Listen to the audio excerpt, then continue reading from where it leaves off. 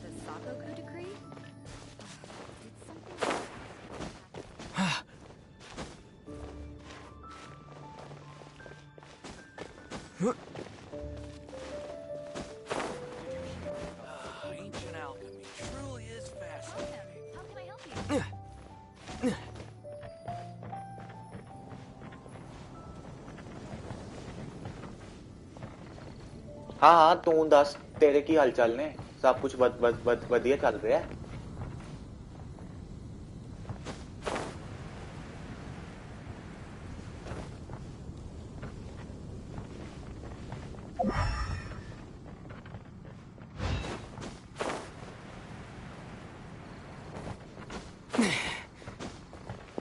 ते यार दस स्ट्रीम तो नहीं ना मेरी लैग हो रही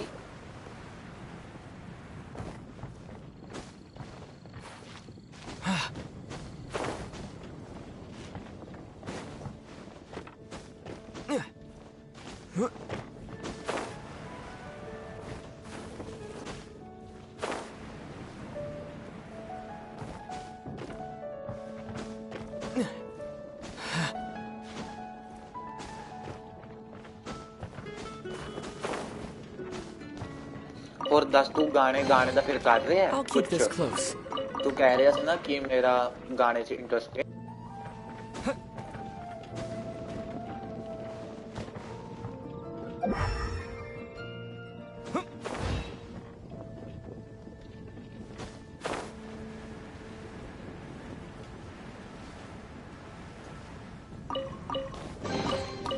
Is this an answer from this world?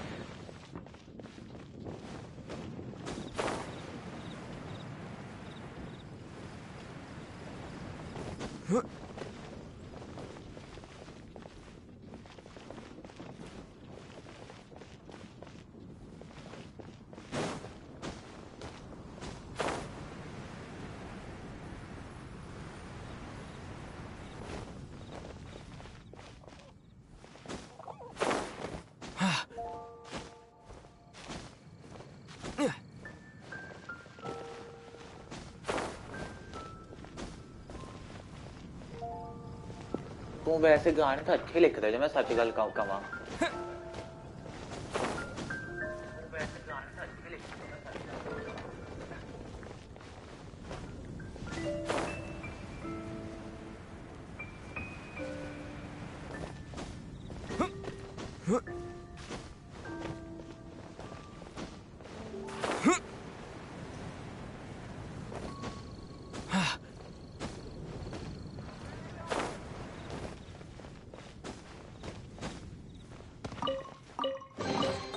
A reward on the road.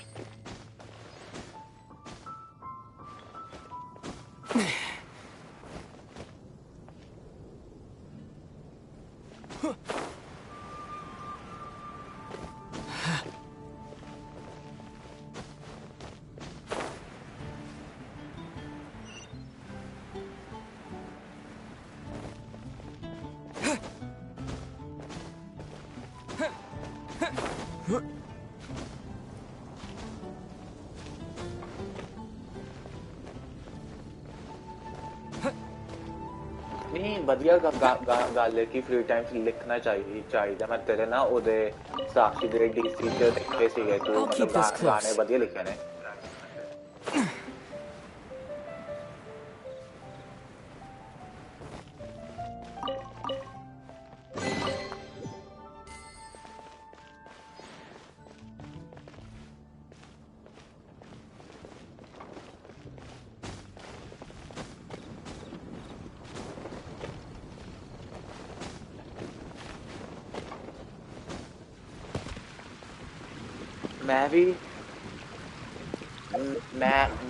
मैं भी वधिया मैं भी हजे YouTube पे फोकस कितना होया है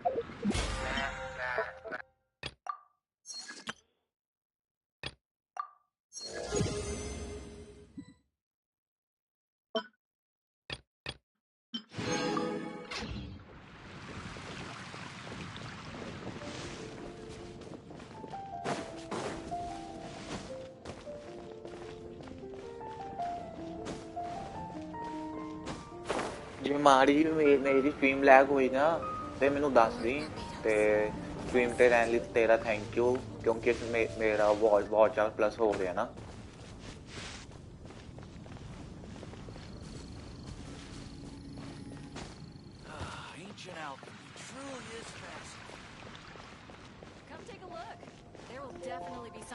नहीं सर जी मैं एनजी बोल रहा कि लग रहा है कि मेरी आवाज़ अटक है पर मेरा थोड़ा एनजी थोड़ी प्रॉब्लम है ना होप यू अंडरस्टैंड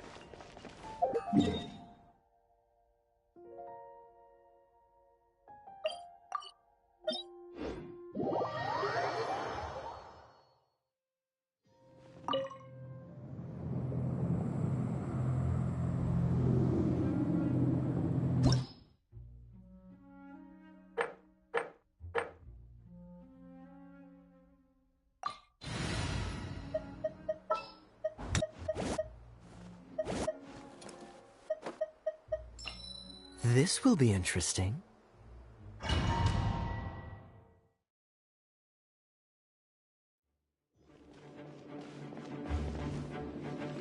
हाँ मतलब जिस चीज़ का इंटरेस्ट होता है ना वो च कदे बोलने की प्रॉब्लम नहीं होती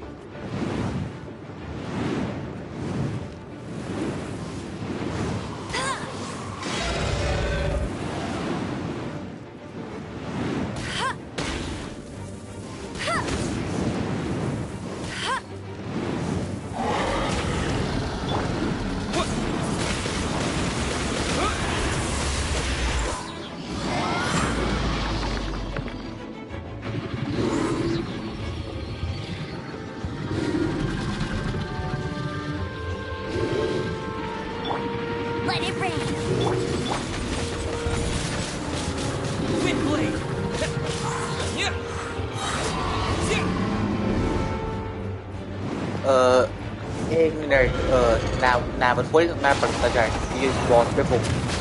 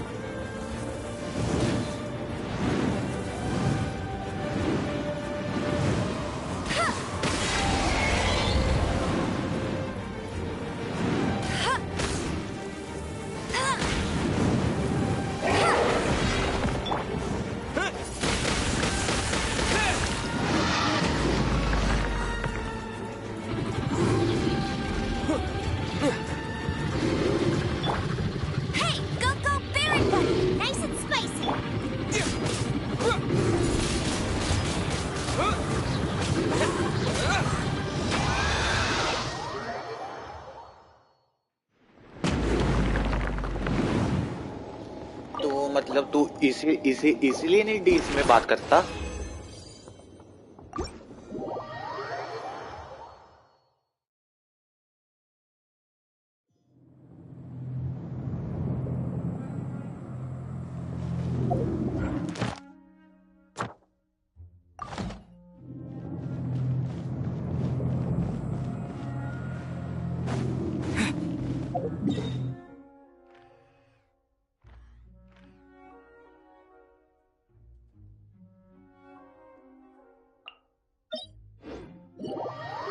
कोई ना, ठीक हो जाएगी जिन्ना मैनू लगदा है।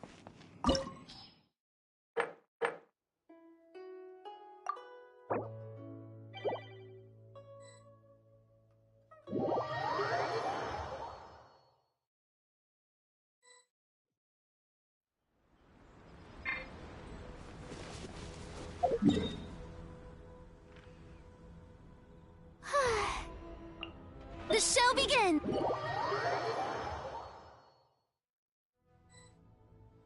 बस मेरी स्क्रीन तो नहीं ना लैग हो रही, क्योंकि मेरी गेम तो लैग हो रही है।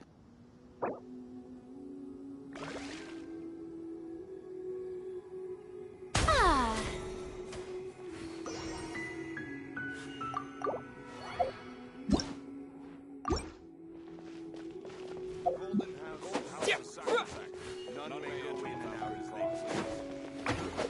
Yeah.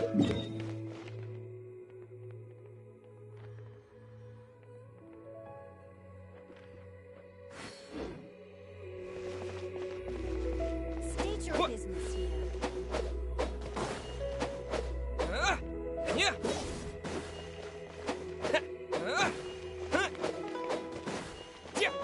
Yeah. Yeah.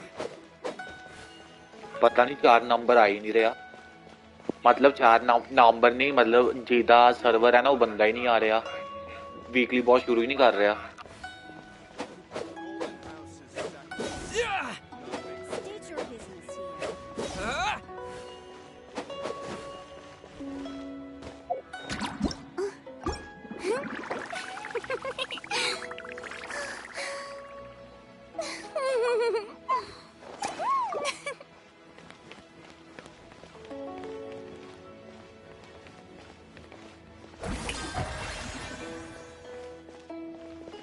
मतलब तू सिंगिंग करदा या रैप भी करदा विच? The golden house is sacrosanct. None may go in and State your out as they business please. here.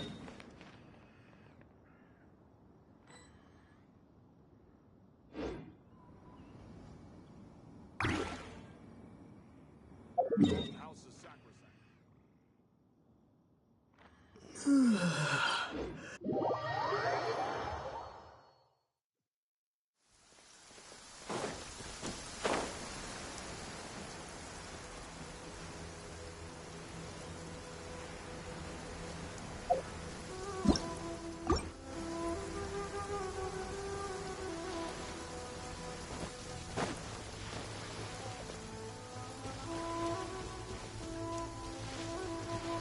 वैसे तो मैनू डीएम वीडियो भेज सकदा तू किवें दा गांदा है?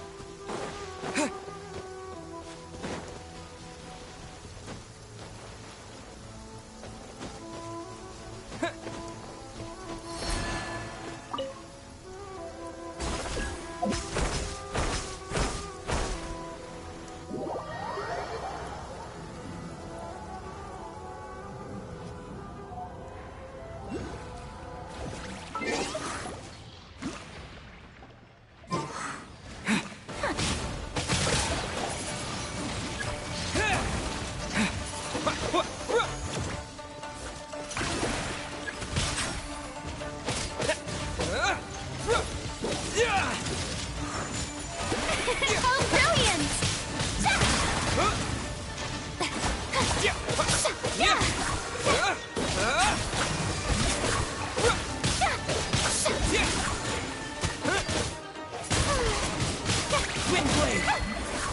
कोई ना ब्रो, कोई चक्कर नहीं।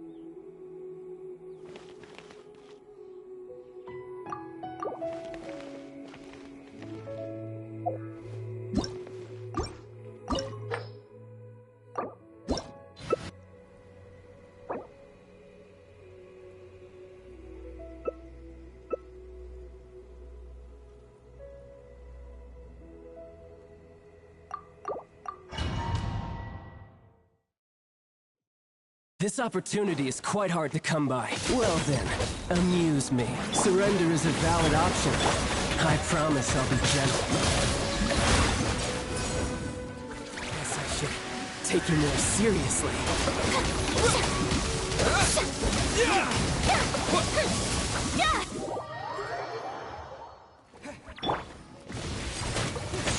Blades, purge! Strike a pose!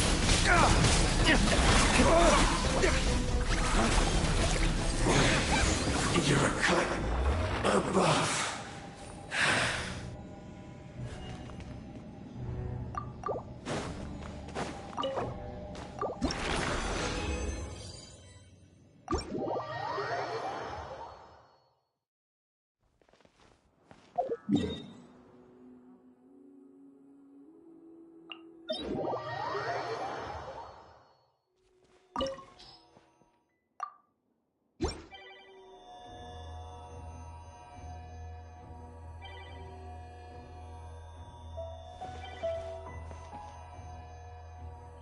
Hello everyone, जिन्ने भी मेरी स्ट्रीम पे आ रहे हो सारे लाइक जरूर कर दियो।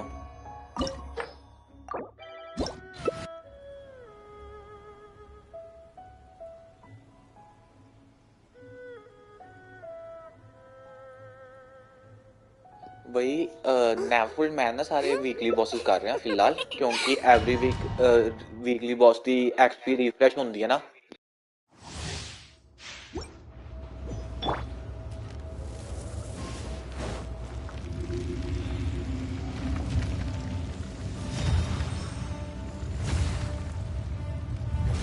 You dare overstep your mortal authority?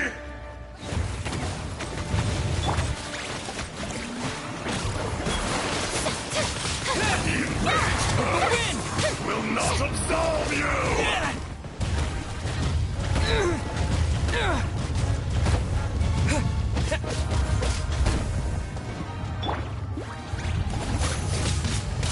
Today, you witness your reckoning!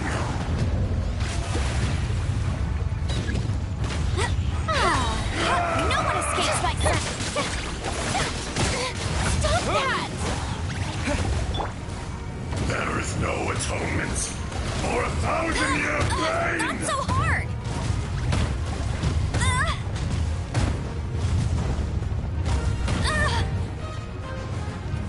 You stand upon your tomb, though you know it not!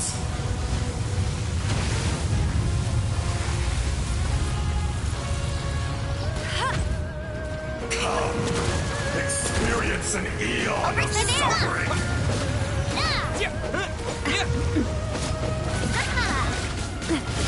Coming at you! My turn to take the spotlight! Maybe I wasn't meant for this world.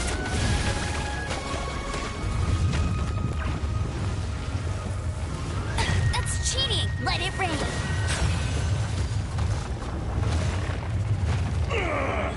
I will not be destroyed!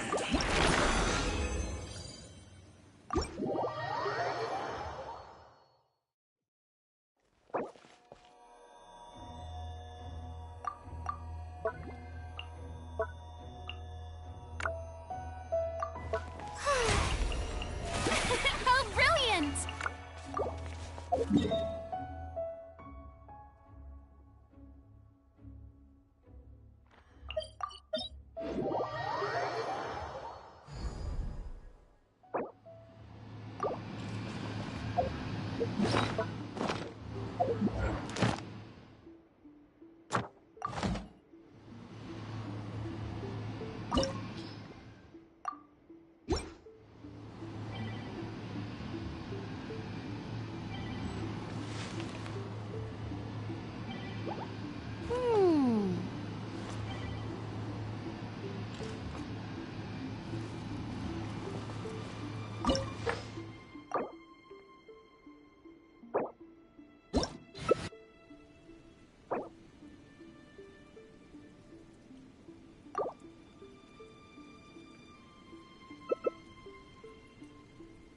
Jean will be upset if she catches us lazing around like this.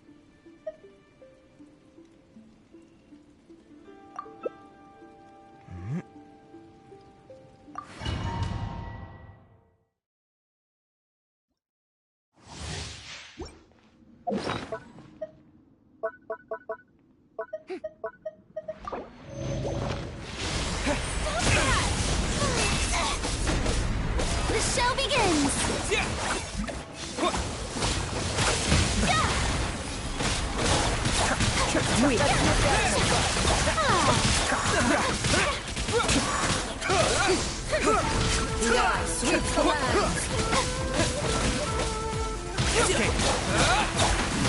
Keep up. I hear everything.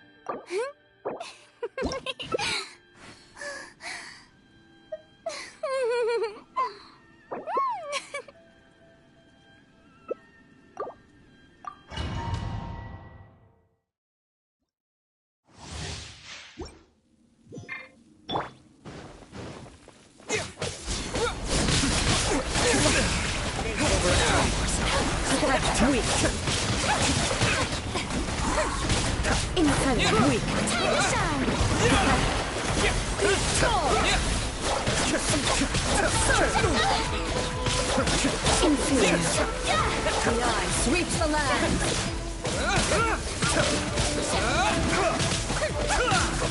Be still. Pace yourself before you erase yourself. Crumbles before me.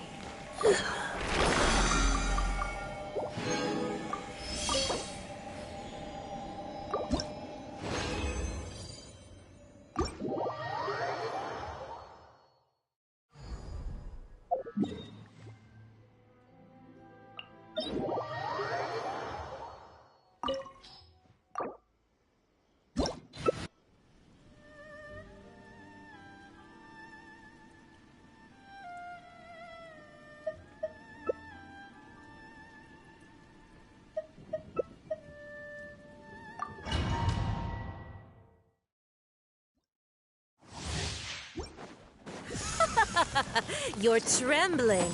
Is it the cold or just cowardice?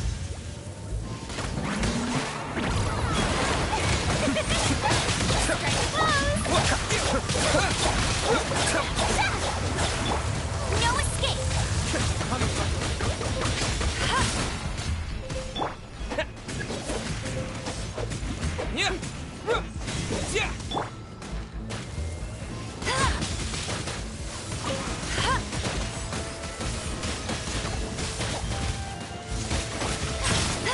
Be still. The Tsaritsa's benevolence has no place for transport.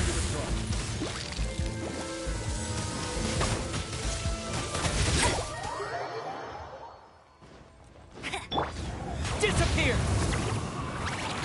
Time to shine! Twin blade! I never asked for redemption. Never.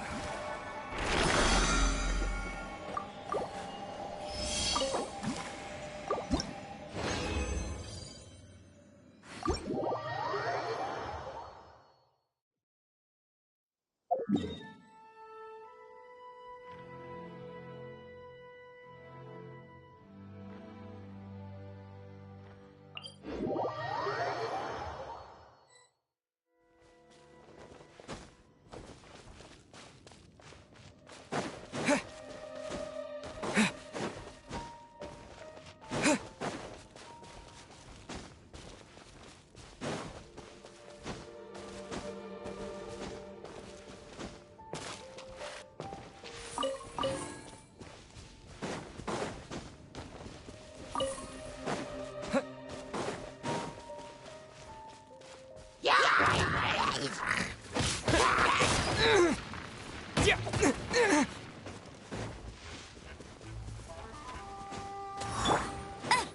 you can't keep up with me.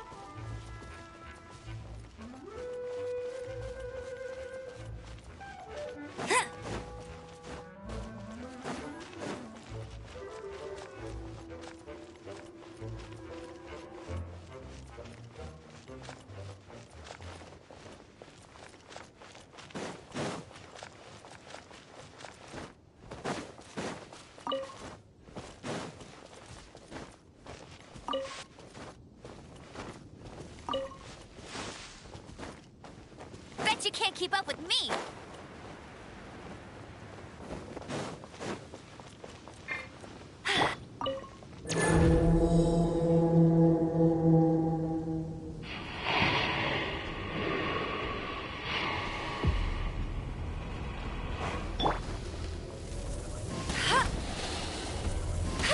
No one escapes my sight. Witness my power!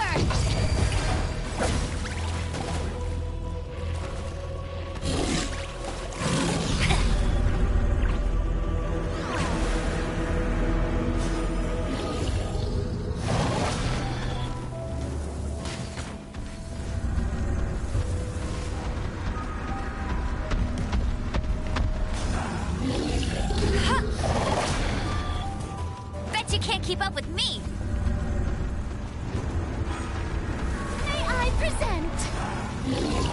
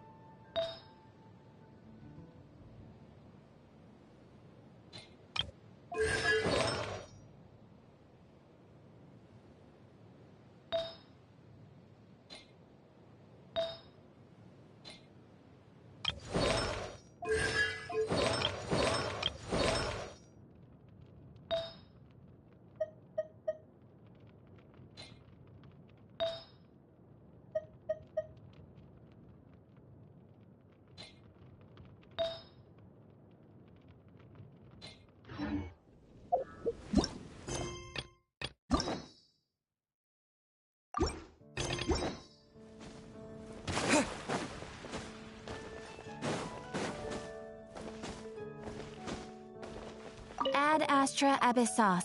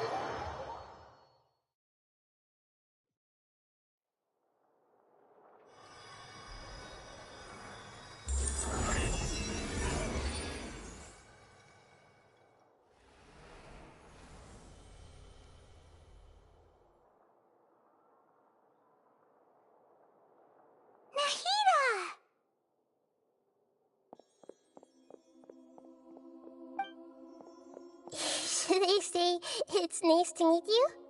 This is the first time we've met in real life. Before, we've only met in dreams, consciousness, or when I was in someone else's body. Thank you so much for coming to rescue me, but I also need to apologize. During this time, I did some self-reflection. My sense of inferiority and yielding to the academia led to all of this, and created so much trouble for you all. Exactly! We're here because you're a good Archon and one of our friends! Thanks, you too. Amazing. So this is how it feels to walk out of that cage with my own body. It's like I just had an endlessly long dream. I can't even tell if I just woke up or was only now born into this world. My concept of self has become so clear. But now doesn't seem to be the time to indulge in this feeling. This is really embarrassing. You all just rescued an Archon, and now she needs your help to save her country, and even the entire world. It's okay. With you here, Paimon's sure that everything will work out. There's one more thing. What is it? For all the things the academia did to me, and for all the folly it committed in the name of wisdom, as their Archon, I will make them pay. Ah! Wow! That's the spirit! You're finally standing up for yourself and not letting people walk all over you! I understand now. To be a better Archon, I first need to better myself. If you haven't even figured out how to be a caterpillar, how can you be a butterfly? Yes, true.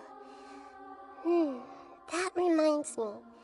I wonder how far along the academia is with their god creation plan. We need to hurry and prevent the birth of that false god. I need to make some preparations. Since I'm now free, I can establish a direct link to the Akasha and control it. First things first, I need to remove the restrictions that the doctor put on me in the Akasha. After that, I'll make some adjustments and revoke the sage's permissions. The Akasha will then be like how it originally was, only operable by the Archon. After all, the academia betrayed Greater Lord Rukkhadevata's trust. This might take some time. In the meantime, you should also work on your own preparations. If we don't stop the god creation plan in time, we'll be in for a tough fight.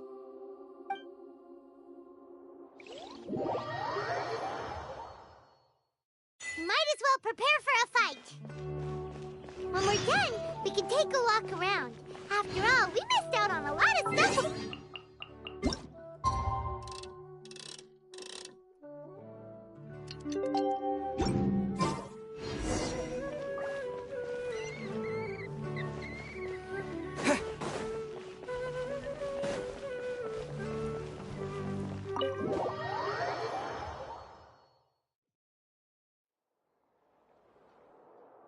How's it going, Nahida?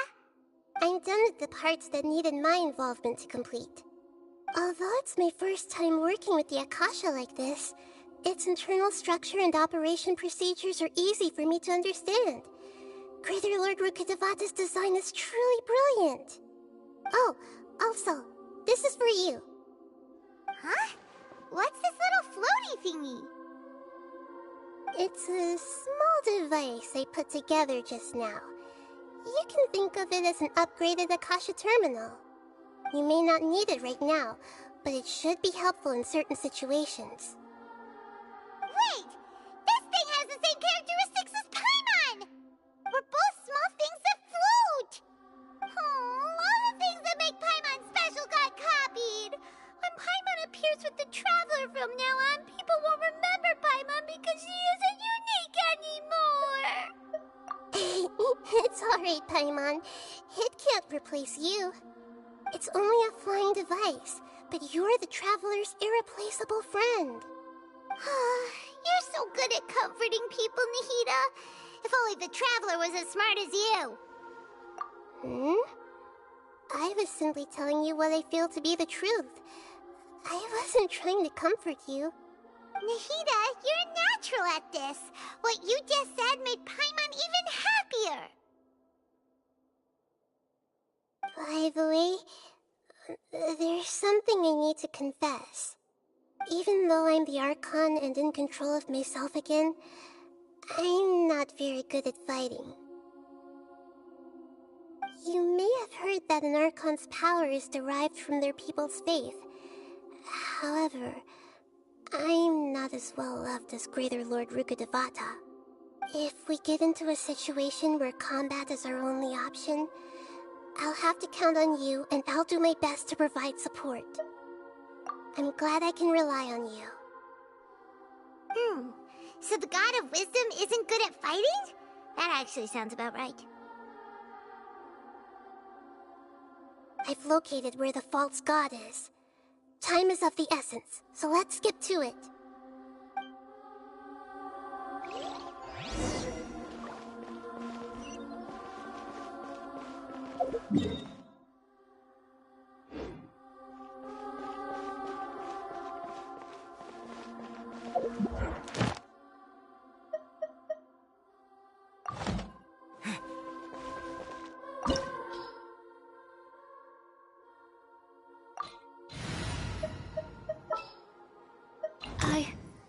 I can do it.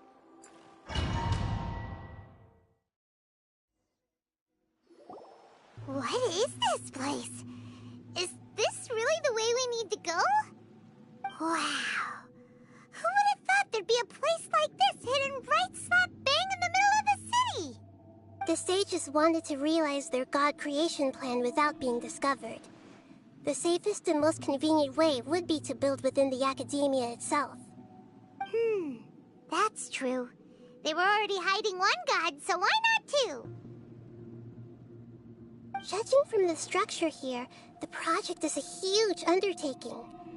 The sages really saw the god creation plan as their ultimate goal. But this place doesn't look like it could have been constructed by the academia alone. The Fatui under the Doctor sure didn't hold back. They provided a lot of technological support. Yeah, or else they wouldn't have been that generous. Is that it, though?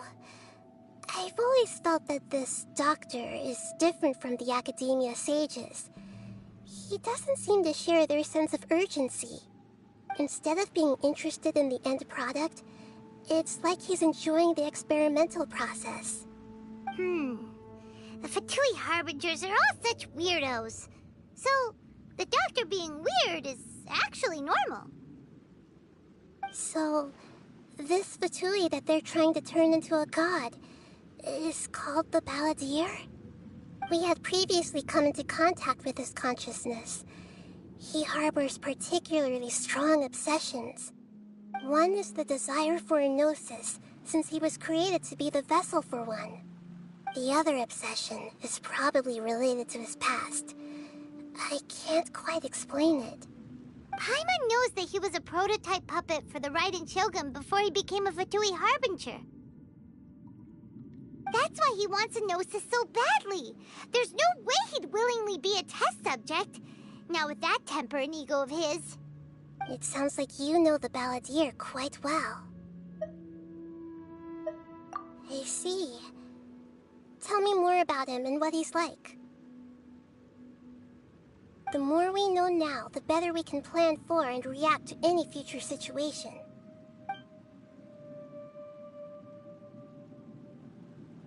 Ah, I see. How fascinating. Alright, time to go. Let's get through here and meet him in person.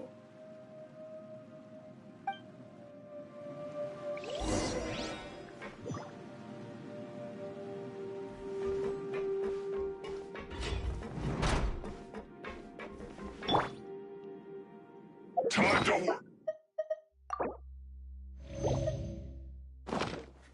Go, Baron Bunny! Let's work to put your back into it.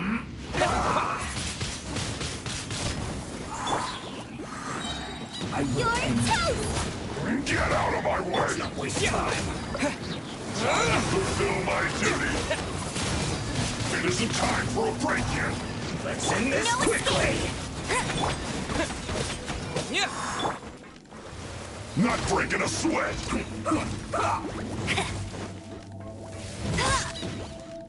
No slacking off. At the frying pan?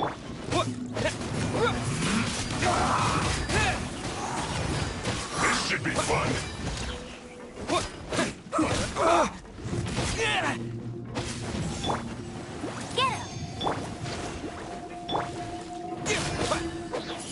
Let's end this quickly. With the wind! Let it rain! Wind blade!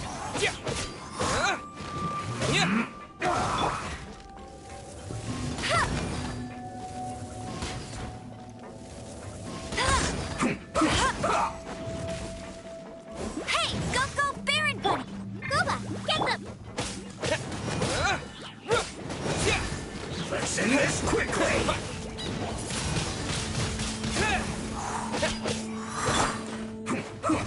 Nice and spicy!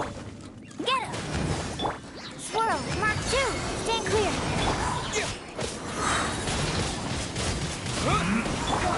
No one escapes my sight!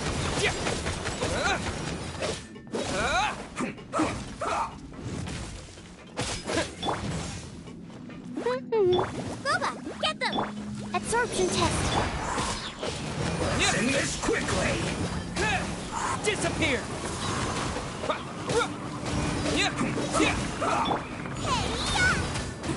This is bad. Wind blade! I guess this is it.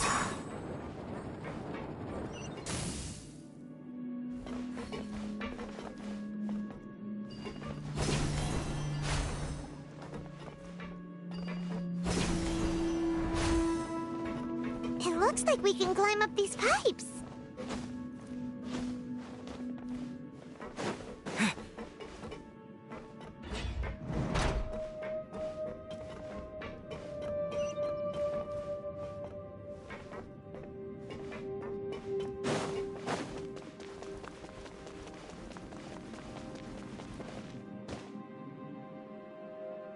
The pattern on the ground seems all messed up. Let's go around and see if there's a way to fix it.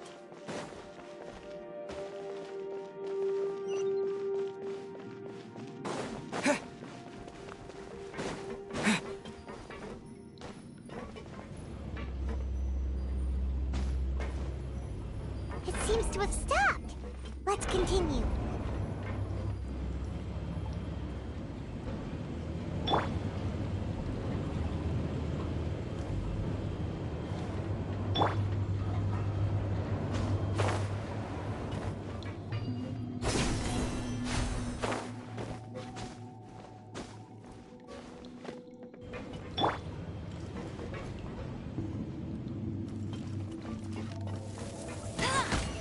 No escape! No more words. Nice and spicy!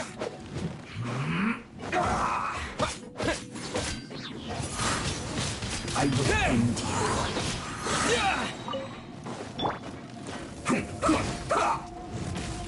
Go, go, big... Stand clear. Wind blade! This quickly! With the wind!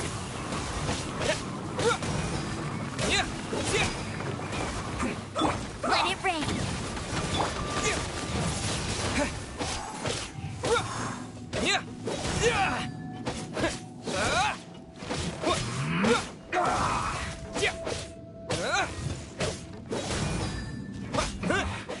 This isn't good.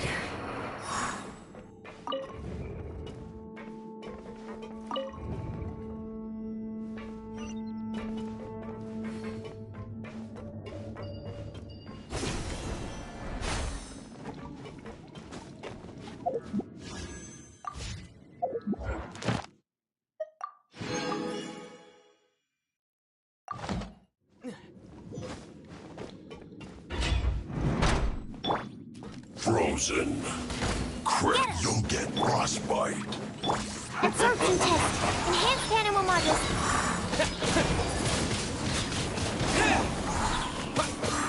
It's time for a flash freeze. No one escapes my sight. It's no problem.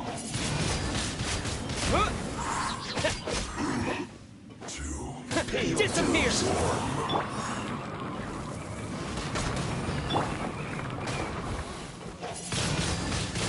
Wind blade! Out of the frying pan, into the fire. Leaving so soon. Prepare yourself.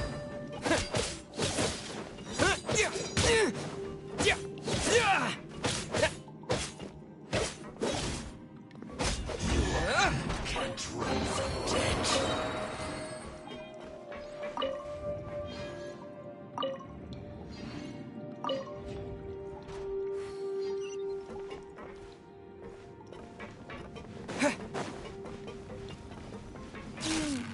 The cart is stuck. Maybe there's something wrong with the tracks. Let's try adjusting the direction of the device to clear the tracks. तू stream पर ही है मैवरफोल्ड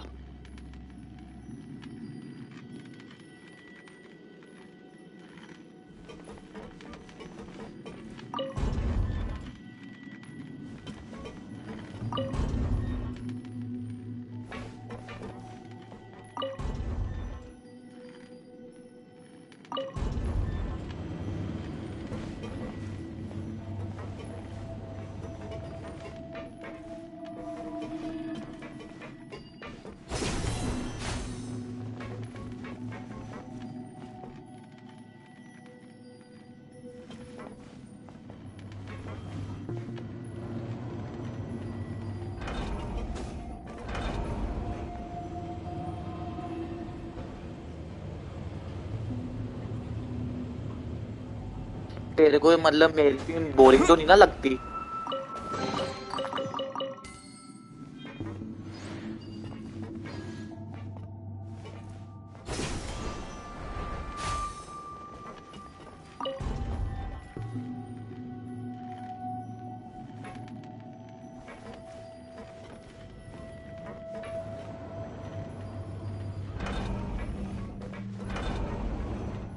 thanks यार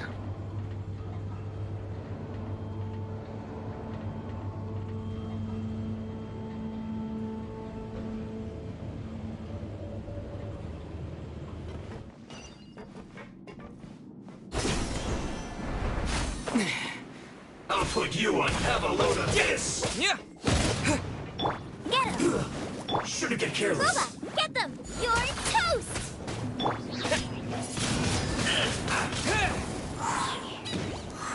Johnny का ना phone खराब हो गया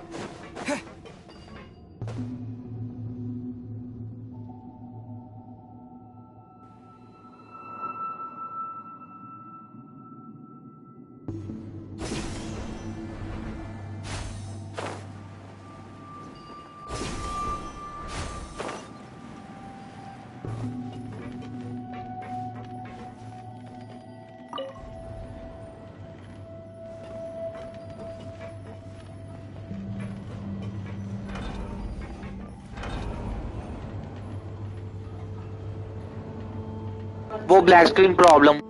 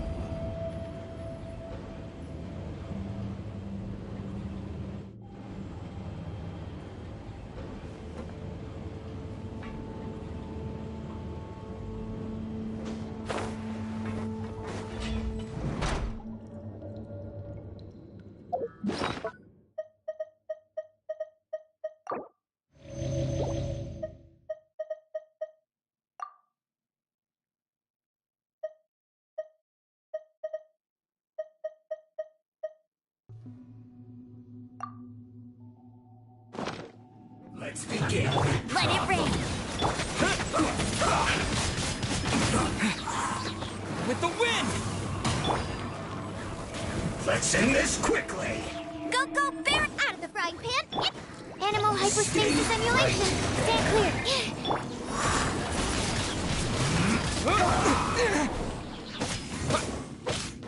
No escape!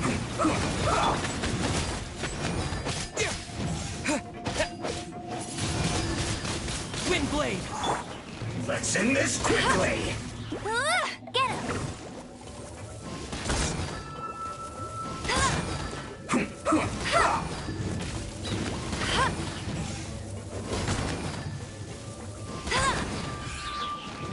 Let it rain!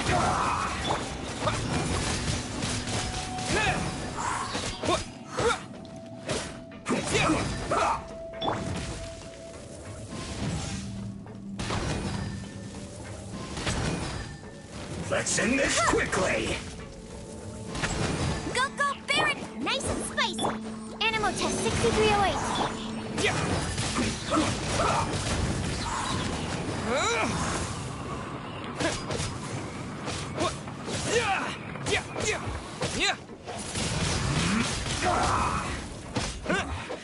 This isn't good. Come at me! No escape! Don't be a killjoy. We've only just begun.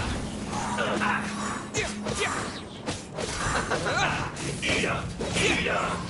You need to hurry up. You can't run. Well, this will be well done. With the wind! Enhanced animal model Killjoy. 75. We've only Stand just clear. begun. Yeah! You can't run. Well, looks like I went too far. No one escapes my sights! Yeah! Wind blade!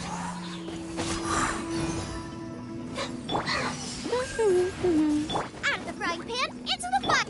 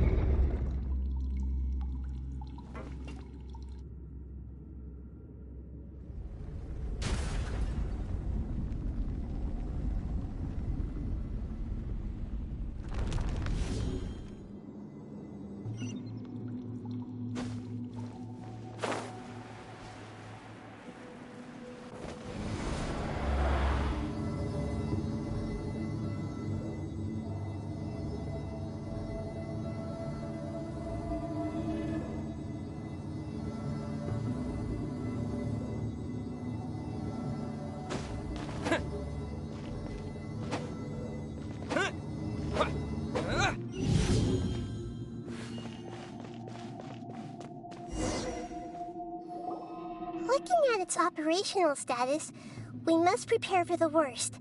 The god they wanted to create is likely close to completion or already completed. Oh no, what should we do? Paimon can't imagine how hard it would be to fight against a Fatui Harbinger with a Gnosis. Are you nervous, Paimon? If you really want to know, of course Paimon's nervous. Aren't you too, Nahida? Yes, I am. This is probably the first time I faced with a calamity of this degree since my birth. I feel not just nervous, but curious as well. Curious? Curious about what? Curious about our fate. To me, everything we perceive in this world, everything we learn, and everything that happens to us is considered knowledge. And if it's a form of knowledge, then it can be understood. However, only fate is about that which has yet to occur, so it has always drawn my curiosity. So to me, fate is the ultimate knowledge. That's also why I love observing humans and all the things that happen to them. It all brings me great satisfaction.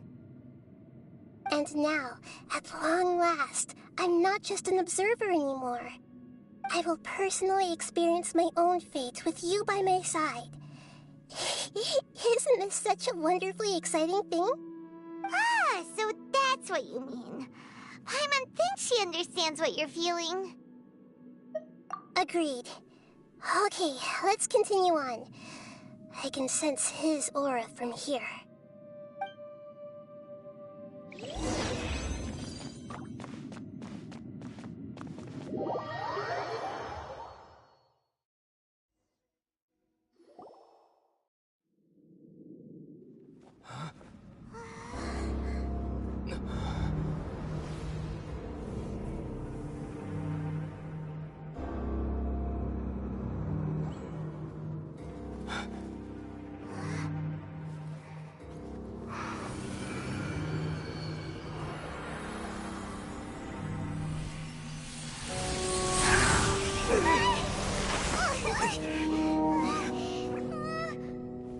Who would have thought the world would be so eager for my birth?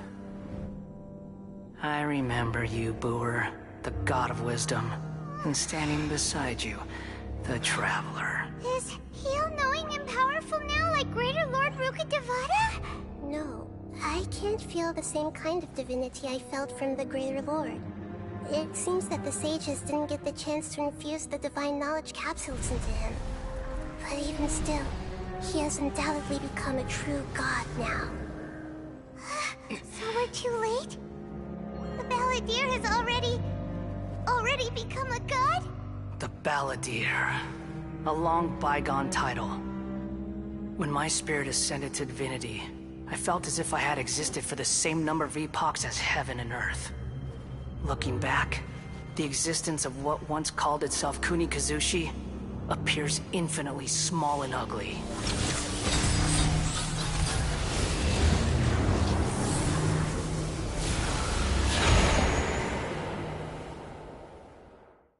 This imposing aura, it really feels like the gods! A body that capitalizes on the Balladeer's original construction as a mechanical puppet, with the Gnosis serving as a constant power supply. How much effort and resources did the sages put into this? From a purely technological perspective, it's a commendable achievement indeed. It's no exaggeration to say, this is the culmination of human wisdom. You sure are something! Dishing out compliments at a time like this? But I don't think he's reached the spiritual height of a god. Strife is engraved upon every god and every gnosis brought forth into this world. Can you feel it? The exhilaration of such power, and the thrill of anticipation for our contention. Nahida wouldn't feel the same things as you! Do you not realize that you are interrupting a conversation between gods? Lowly creature, know your place! The strife engraved upon a gnosis. You're talking about the Archon War. Tevat's current peace was not easily won.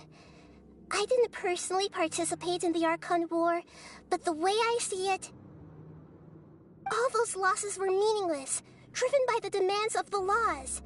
There's no point in bringing it up again. Is that so? Yet I am deeply disappointed that I was never allowed the fortuity to personally participate in the Archon War.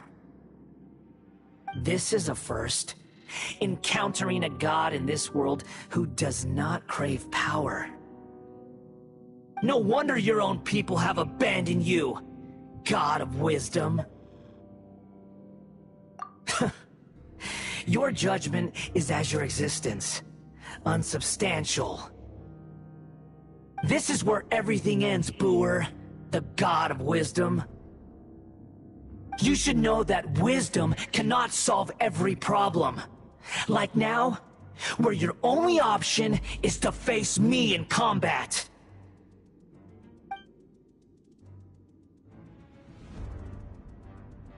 Come! Let us reenact a scene of the Archon War. Come and inaugurate my birth as a god.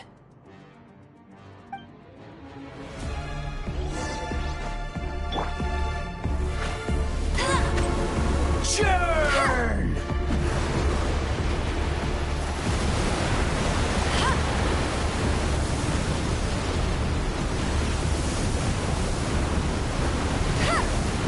Feeble human!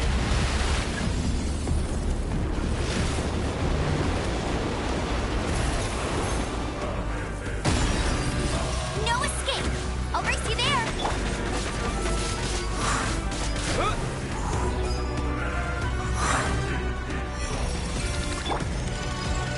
At my command, you shall...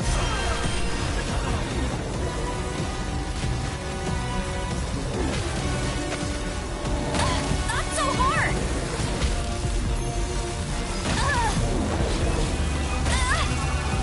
Not so tired!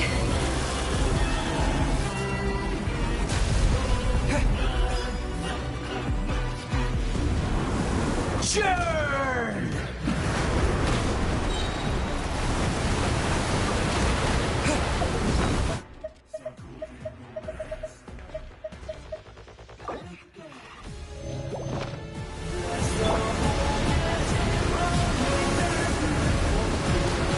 My endless cycle begins!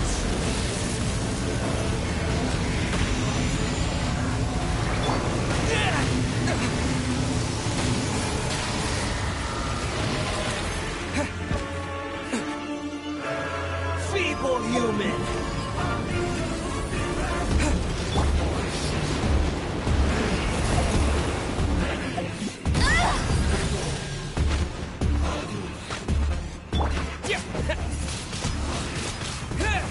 Insignificant pest!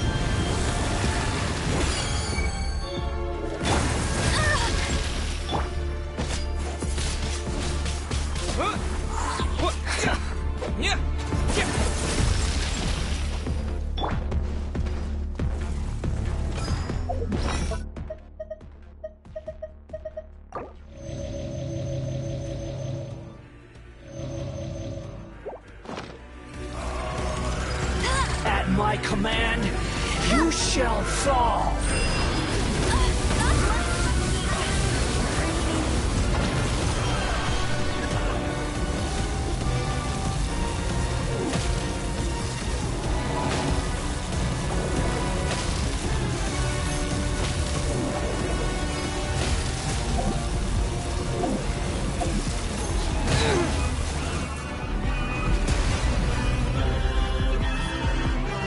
Insignificant pest!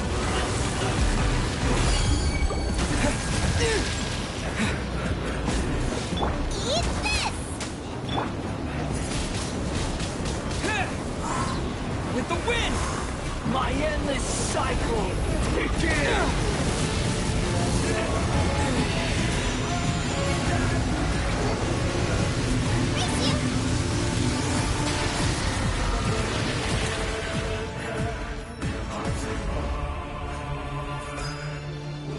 feeble human!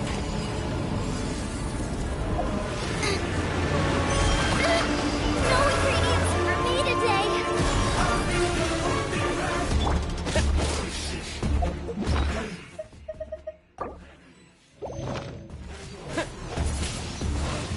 Insignificant pest!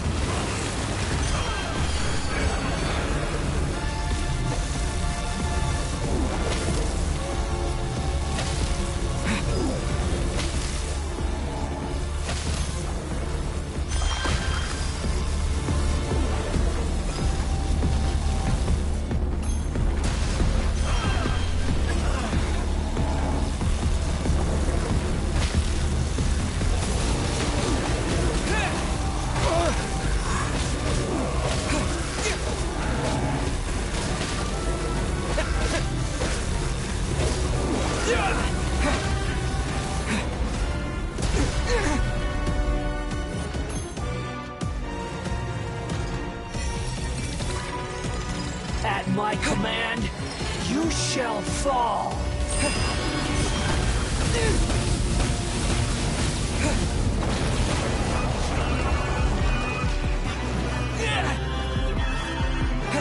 Insignificant pest!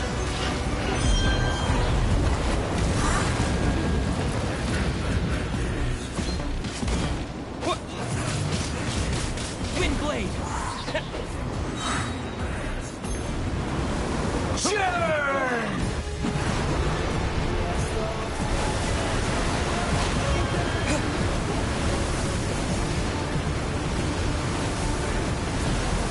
Disappear! Feeble human!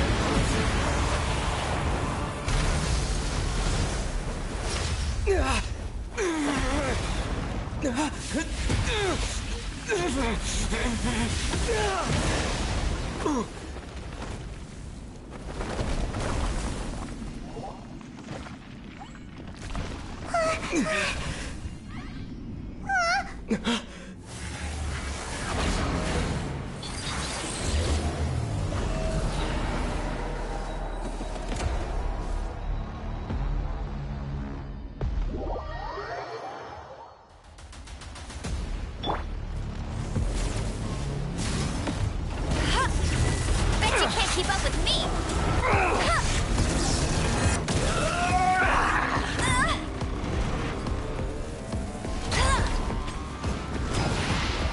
Burn to oblivion!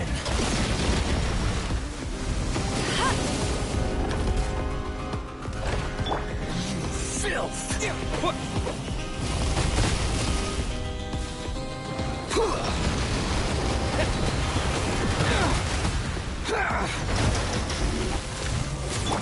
I'll race you there!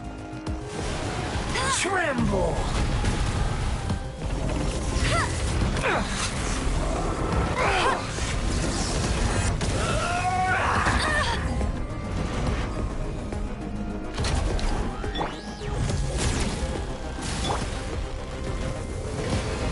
Reality is pain!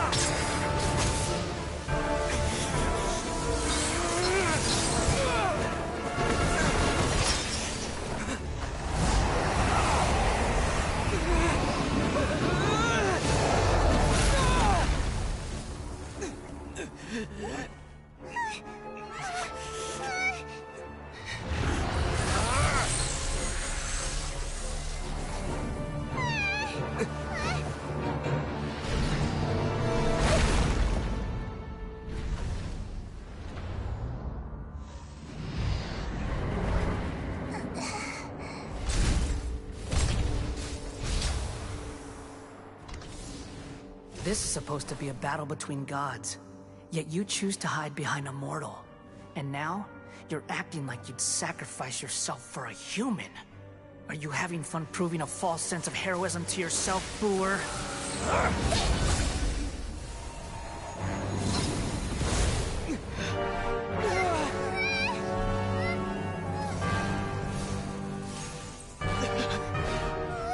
The data collection is almost complete. Do you even know how many times you've tried to take my gnosis from me?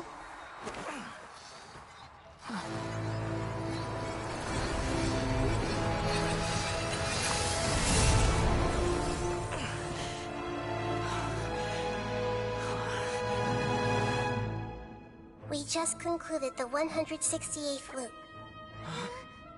Did you know that in the effort to create you, the people of Sumeru were forced to live through the exact same number of Sub-Zerus festivals and Samsara cycles? The power of dreams. When did you use it on me?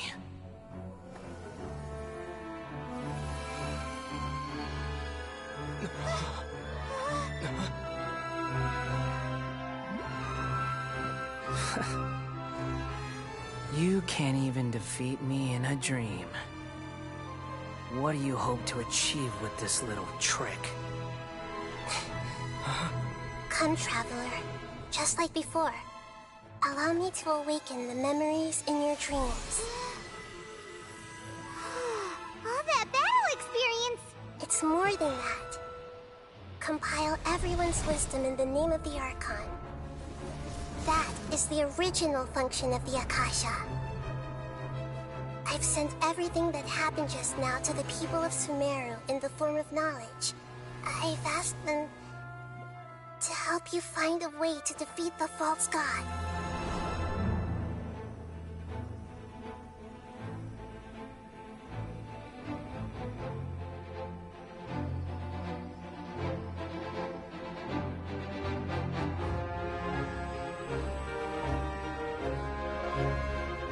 Now, all of Sumeru's wisdom is at your disposal. Meaningless tricks won't save you.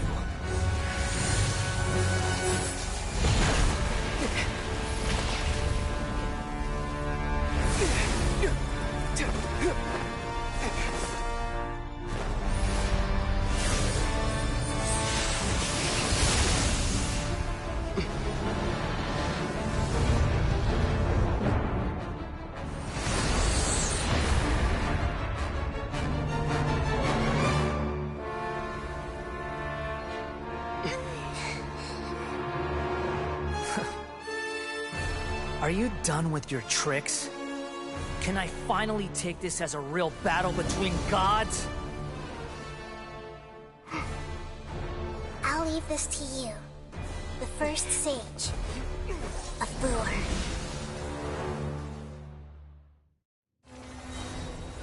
A thousand eons, mine to dominate!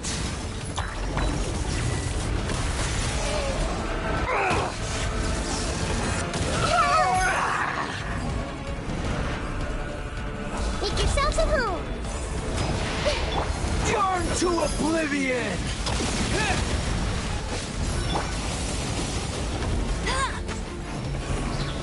Bet you can't keep up with me! Kneel! Not so hard!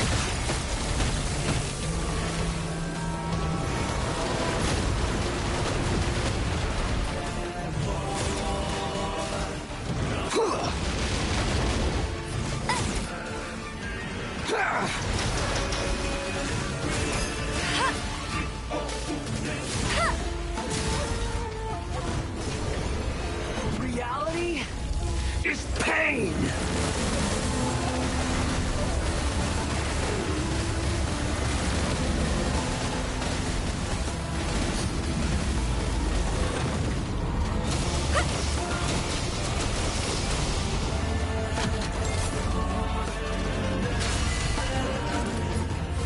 I'll race you there!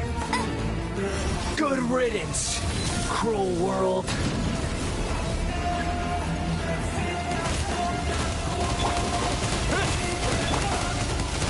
Let it rain!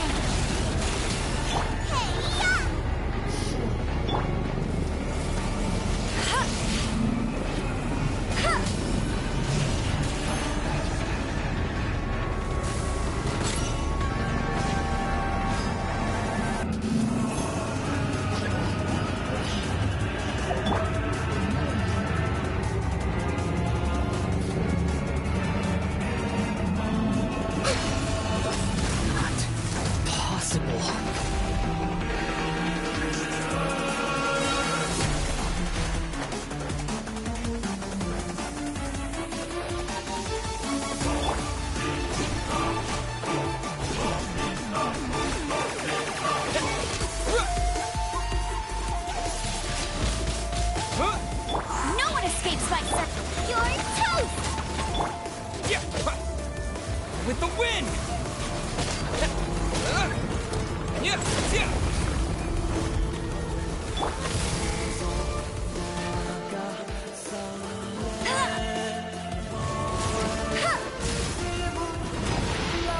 Burn to oblivion!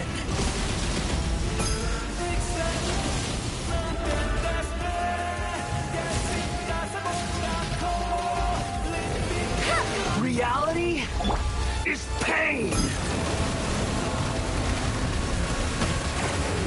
Share my knowledge!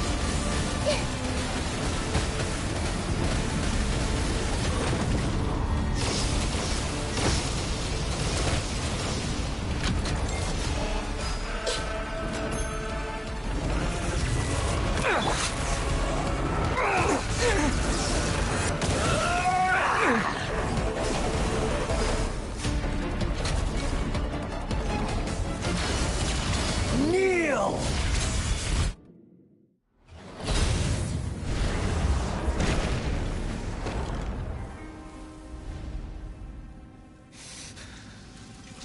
Humans.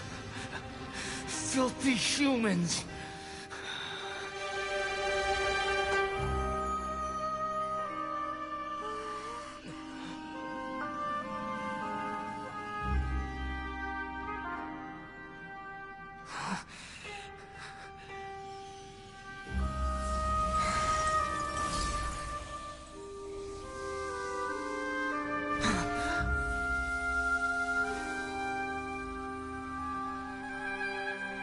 No!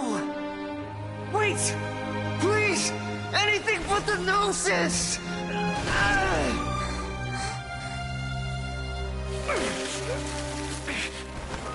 That's mine! Don't even try!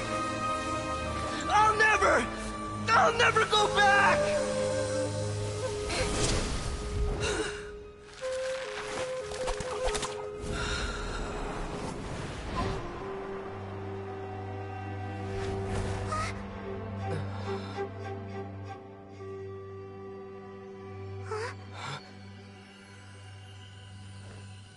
We haven't yet found the answer to the most important mystery. Irminsul is still waiting to be saved.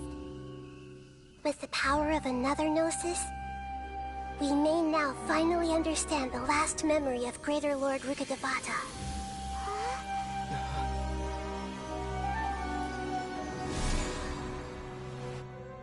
This is...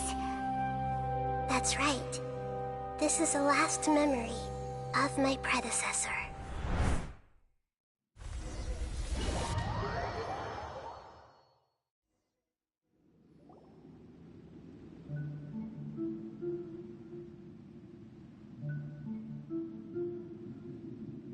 Huh. This sure seems very different from what Paimon imagined. Shouldn't Irminsul be in this realm of consciousness? Yes, that is our destination. But I didn't expect the remaining consciousness of Greater Lord Rukkhadevata to be as polluted as this.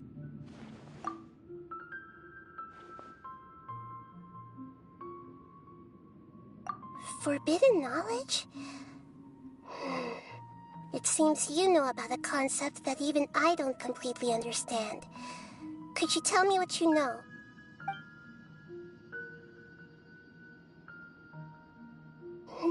Your inference seems logical enough. Forbidden knowledge once polluted the desert thousands of years ago, but was successfully repelled thanks to King Deshret's self-sacrifice, and Greater Lord Rukkhadevata nearly exhausting her power. Then, a second instance of forbidden knowledge pollution occurred during the Conria Cataclysm 500 years ago. But I'm afraid it is much more serious this time, with Irminsul itself already in danger. So, if we're in the remaining consciousness of Greater Lord Rukkhadevata, and it's also been affected by forbidden knowledge pollution, then does that mean, in order to save us, Greater Lord Rukkhadevata? Yes. It's very possible that she sacrificed her life in the fight against forbidden knowledge. She didn't completely eradicate forbidden knowledge, but if it weren't for her actions, the pollution would have been far more rampant over these past 500 years. The way that everyone, including me, has forgotten everything about forbidden knowledge may very well be due to her restoration of Irminsul. Aww. Do you feel sad, Nahida? I'm just sharing her pain. The pollution of her consciousness here is severe. There is madness, chaos, and pain all around us. Did she fight to resist the forbidden knowledge pollution in such terrible conditions, all the way up to her last breath? She even used her last remnant of lucid consciousness to leave a clue for us to follow.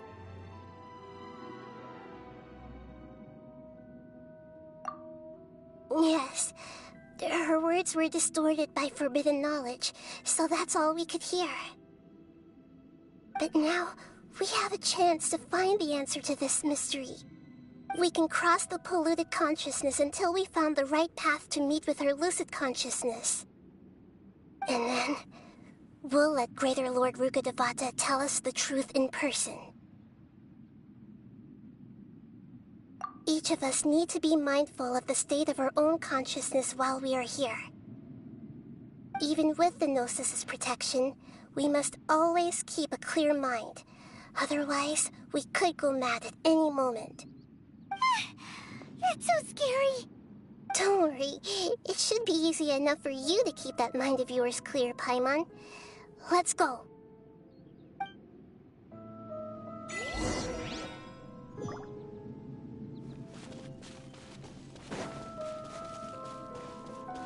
Are we in the air? And why is there a huge boat? That's the boat of consciousness, which symbolizes reason here.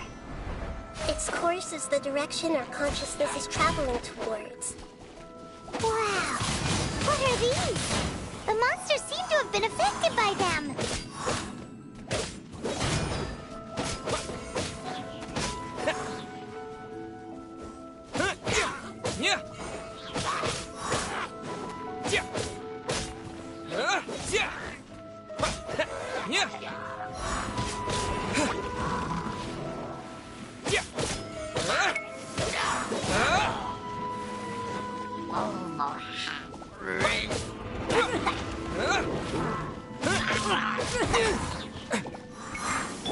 Get him! Nice and spicy! Disappear!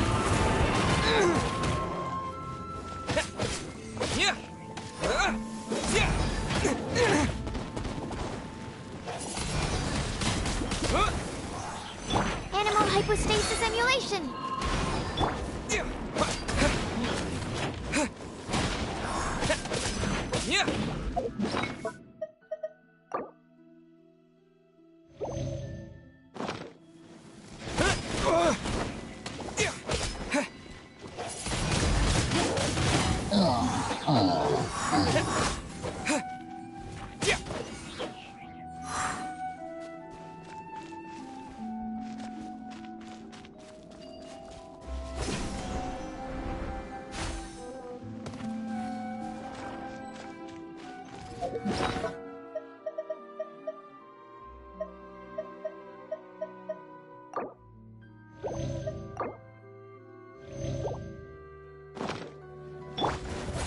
Let it rain!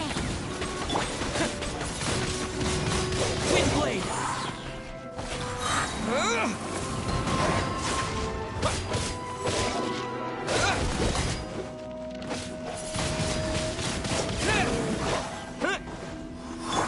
Animal test 6308.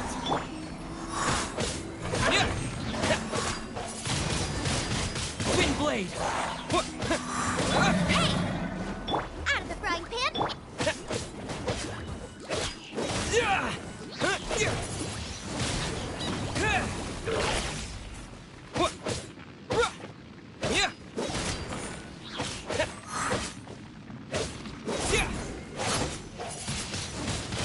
Windblade!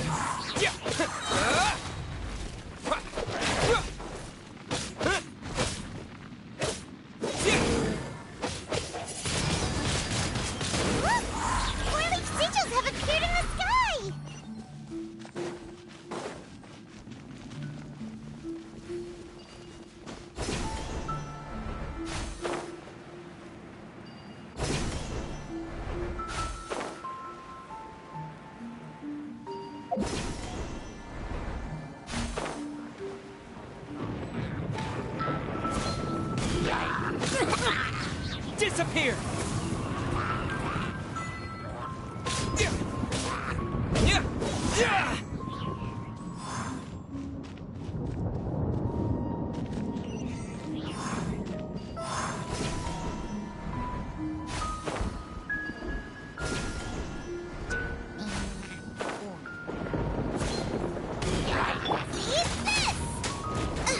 No escape!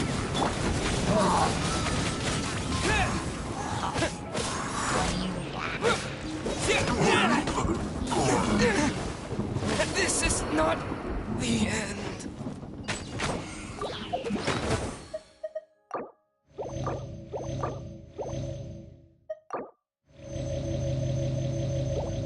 Hey! Go, Baron!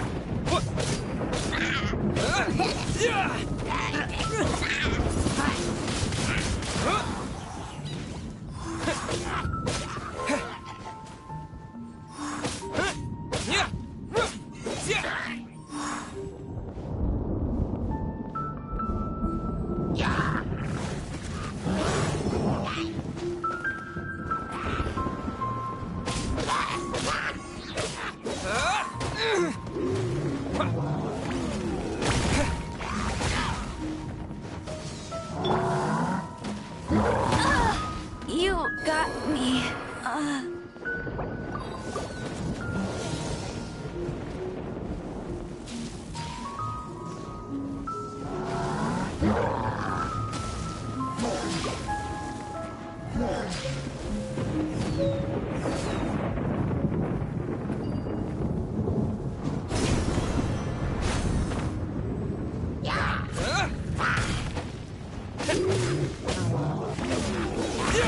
Maybe I wasn't meant for this world.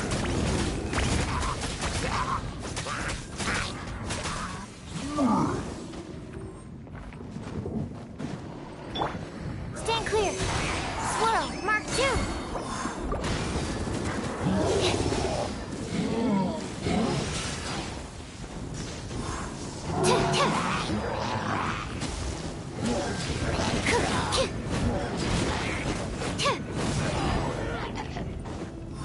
Absorption test.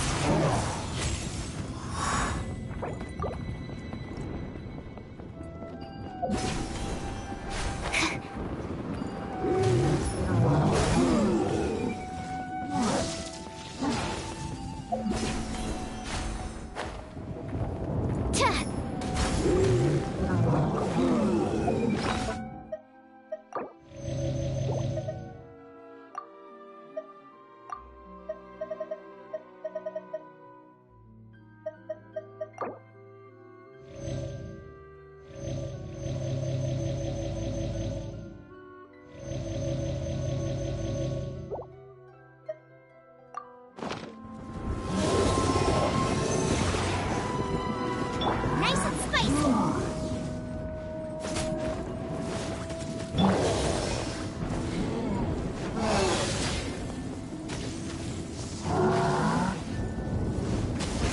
Stay clear. Goba, get them.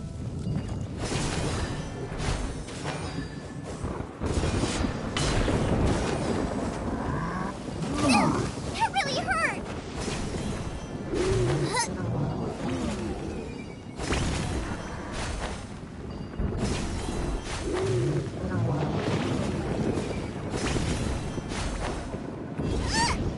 Nice and spicy.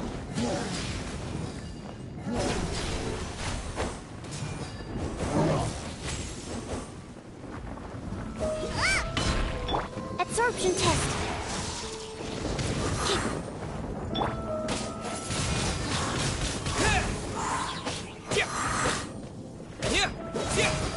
Animal hyper.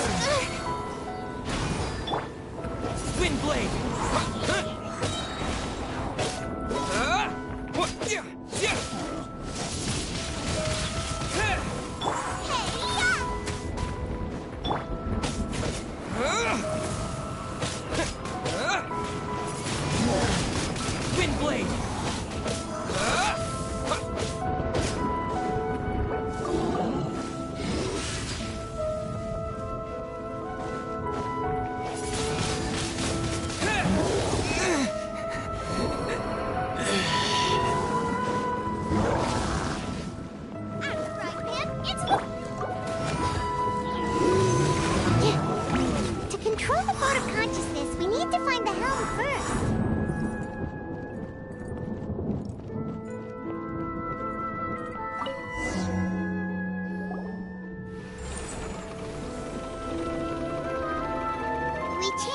direction.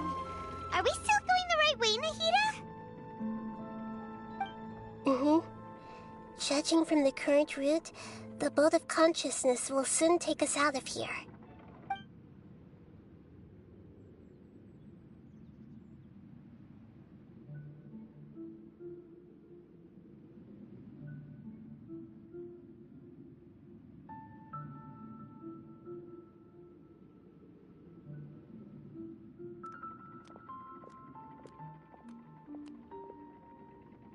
We'll be arriving at our destination soon. How are you feeling? Are your minds still intact? Huh? But everything's been completely normal for Paimon. Hopefully there won't be any more interruptions. This time, we should be able to meet Greater Lord Rukkhadevata. Are you saying you've never met Greater Lord Rukkhadevata before? No. It seems that my birth and her death took place at the same time. Otherwise, I think she would have given me a little more guidance, and I could have done a better job. Hey, you've done a great job, Nahida. Let's get out of this creepy place and go meet her.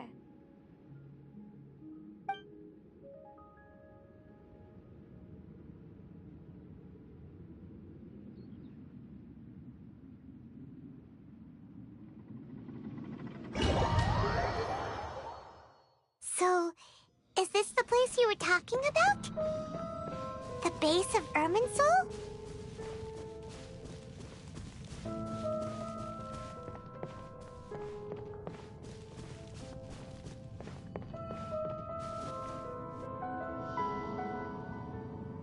Well, this is the place.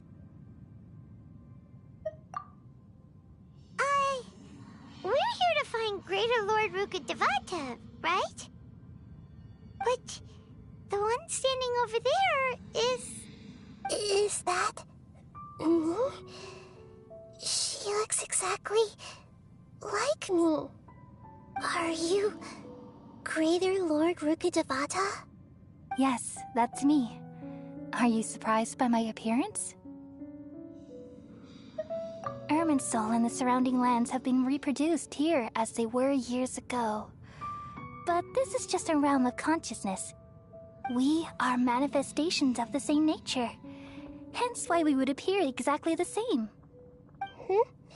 We're of the same nature? Why? Because you are me, and I am you. You are me in the new samsara. The new samsara? As Greater Lord Rukkhadevata, I'm the avatar of Irminsul. And you are the purest branch snapped from Irminsul. Imagine it this way. Even if a tree dies, its branches will eventually take root and grow, continuing the tree's life in another form. I'm merely the remaining consciousness of Greater Lord Rukkhadevata. The real me has presumably died a long time ago.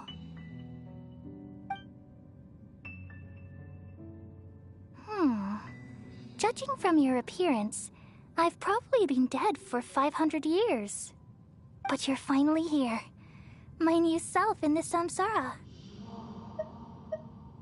If this is true, then am I going to be a great archon like you someday?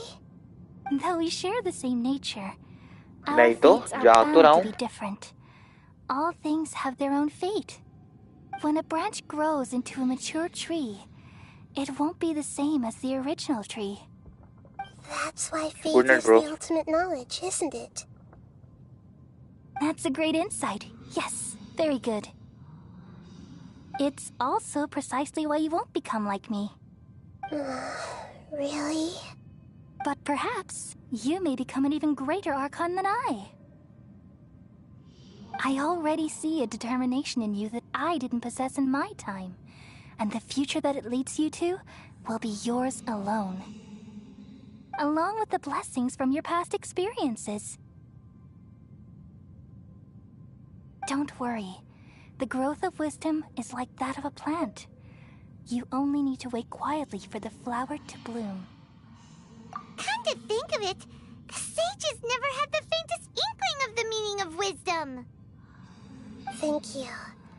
Nothing makes me happier than discovering that the Archon I always admired was in fact myself in another fate. It's so nice to speak with you, Greater Lord Rukkhadevata. I've always wanted to meet you. The feeling is mutual. From the moment I snapped the branch off Irminsul and created you, I've also looked forward to talking with you. Could you tell me why you wanted to create me? And what exactly happened when you died? Ah, I see. You're here seeking answers, right? Everything that day, even the sky itself, changed into a color like this.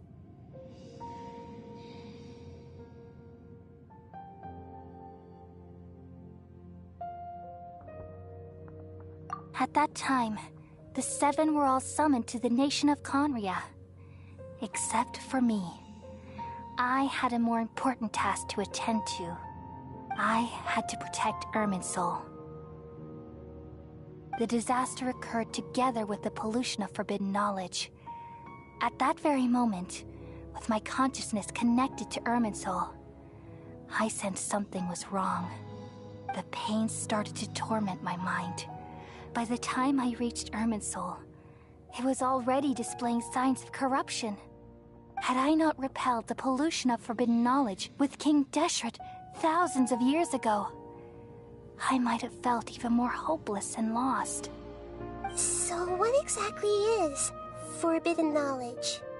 It's a kind of knowledge that doesn't belong to this world, and a form of truth that can't be understood. It came from the very bottom of the abyss. Even I could never understand it. The world is constantly rejecting it, leading to all kinds of bad phenomena. If we allow forbidden knowledge to pollute Irminsul, I'm afraid the entirety of Teyvat could fall apart. So, there's knowledge that even the God of Wisdom can't understand? At that time, I knew I couldn't repel the forbidden knowledge with my strength alone. Which is why I created a device that compiled human wisdom and named it the Akasha. It's truly the world's most amazing invention. Thank you. For a long time, I thought dreams were the fruit of human wisdom. Though it was selfish to do so, I borrowed people's dreams using the Akasha. Then I compiled their wisdom and all of my own power. Well, did it work? Thanks to the wisdom of the people of Sumeru, almost all the forbidden knowledge was cleared from Irminsul. But things didn't go as smoothly as I thought. I had a terrible headache, which gave me an uneasy feeling. And then I remembered that my consciousness was also connected with Irminsul. It brought me knowledge and wisdom, but vile corruption as well. From the very beginning, my existence had been polluted by the forbidden knowledge. Oh no. How could that happen? I've experienced that pain in your consciousness. It must have been a horrible experience. Yes, but my feelings weren't important. The important thing was that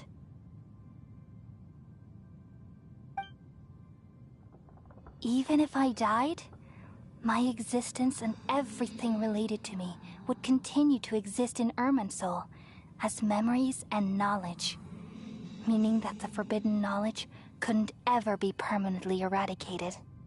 And there's no way for me to eliminate myself. It would be a sort of paradox. So, I took the purest branch of Irminsul as my incarnation in the next samsara and left a trail of clues, all in hopes that you would come here and remove me and my pollution from Irminsul forever. Wait, no, I can't.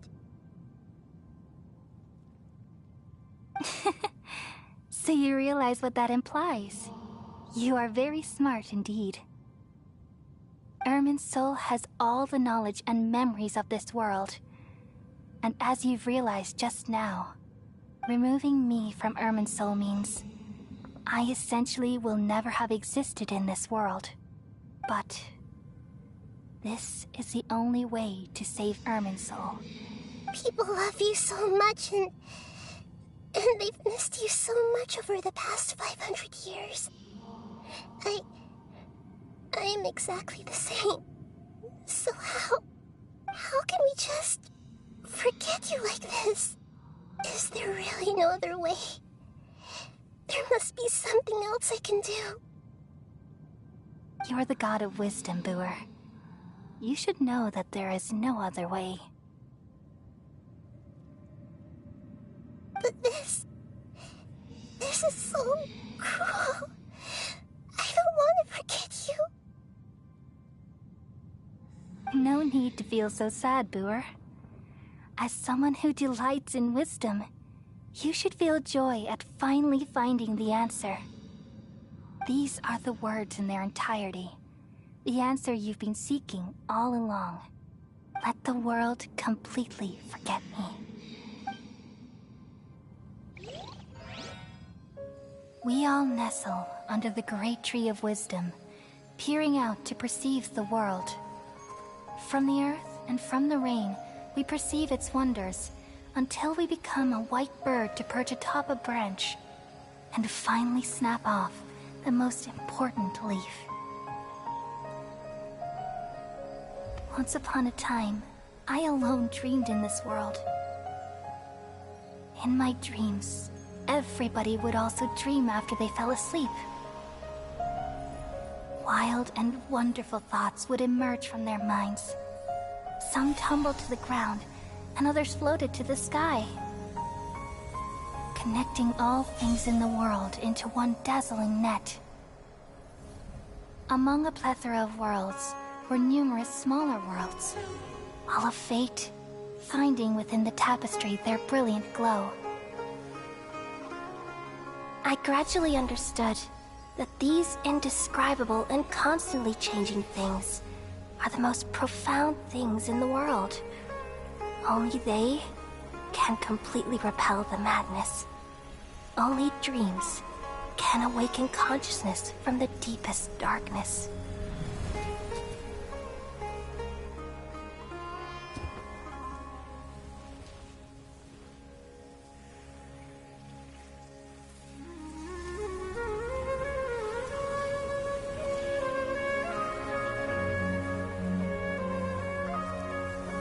I'm the one who posed this question, yet also the one who sought a solution.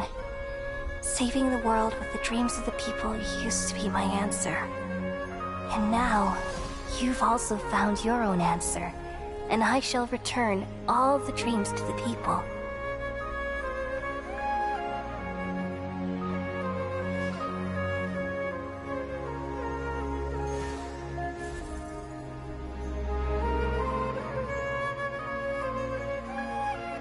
Goodbye, people of Sumeru. May you be blessed tonight with the sweetest of dreams.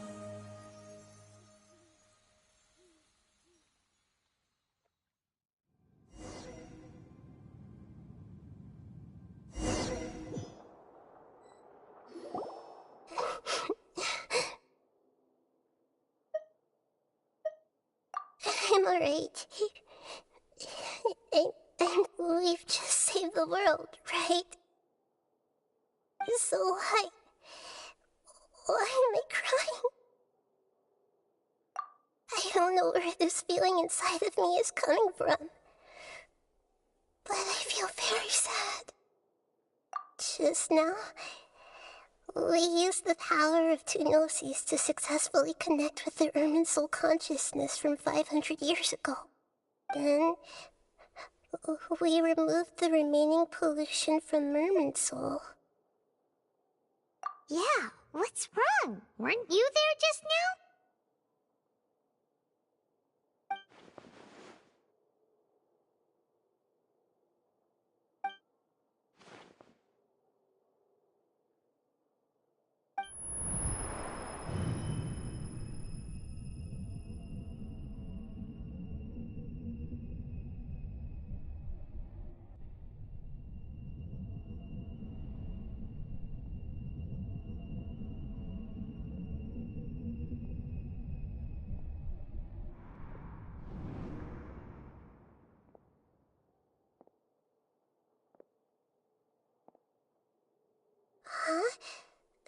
sound? Traveler, Paimon! I've been waiting here far too long. But finally I have the chance to be alone with you. All the precious time I wasted has finally paid off. The doctor! What have you done? Just a type of sound wave that can quickly put defenseless people into a dream. As I expected, it doesn't have any effect on gods. This is the only thing of interest I found among the sage's research. I thought I'd take it for a little spin. Don't worry. I know you would never forgive me if I actually killed them. I'm here to negotiate with you. Naturally, I won't do anything dangerous that could potentially damage our relationship. Negotiate with me? I heard you had already left Sumeru. Why are you Hello, here Ash. again Welcome now? to the stream, bro. I left Sumeru, but I also stayed in Sumeru. Even the God of Wisdom is restricted by the habits of cognition. How disappointing. You mean there are many different versions of you in this world? An astute guess.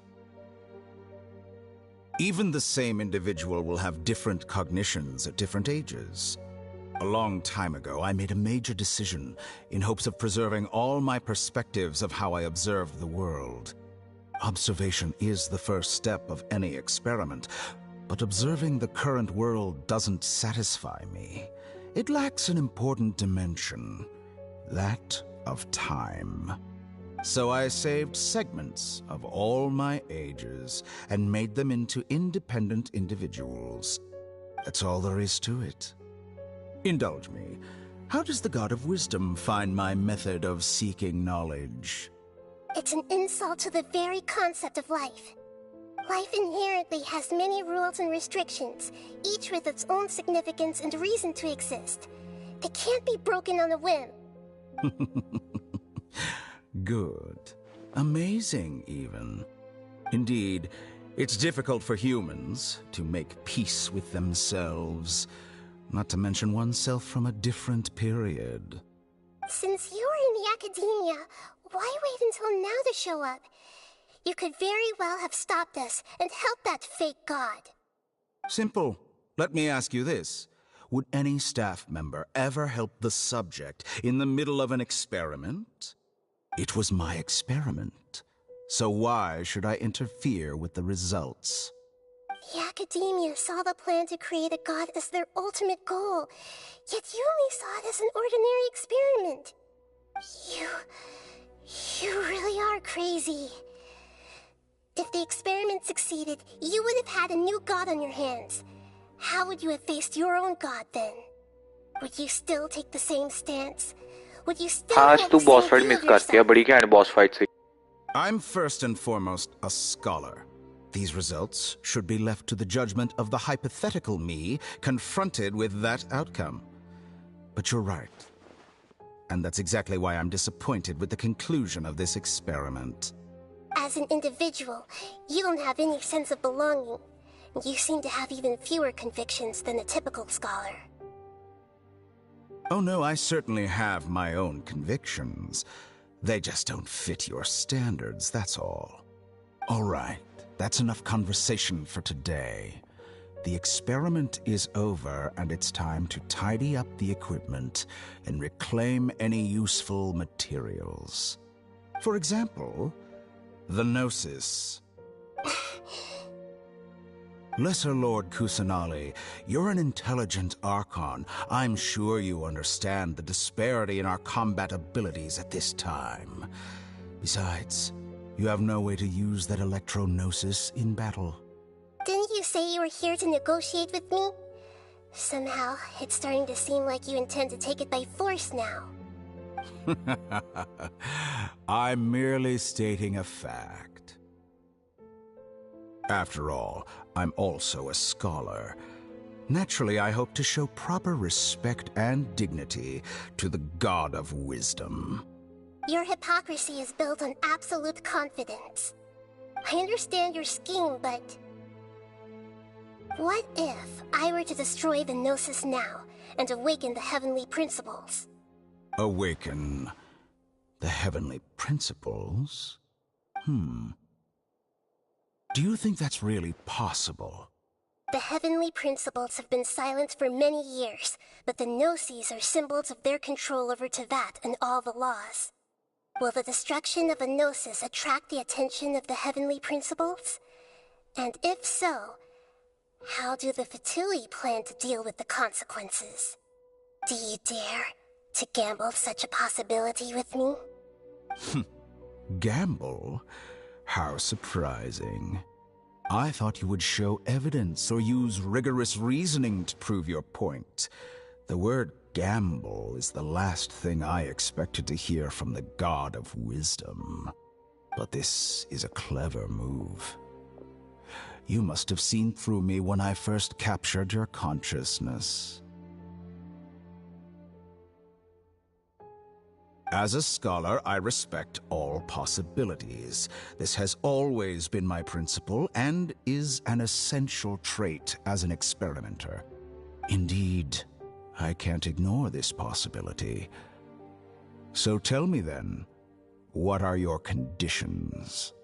This foreign Gnosis will only lead to disaster if it stays in Sumeru. But this Electro-Gnosis is the prize I obtained after defeating one of your fellow Harbingers.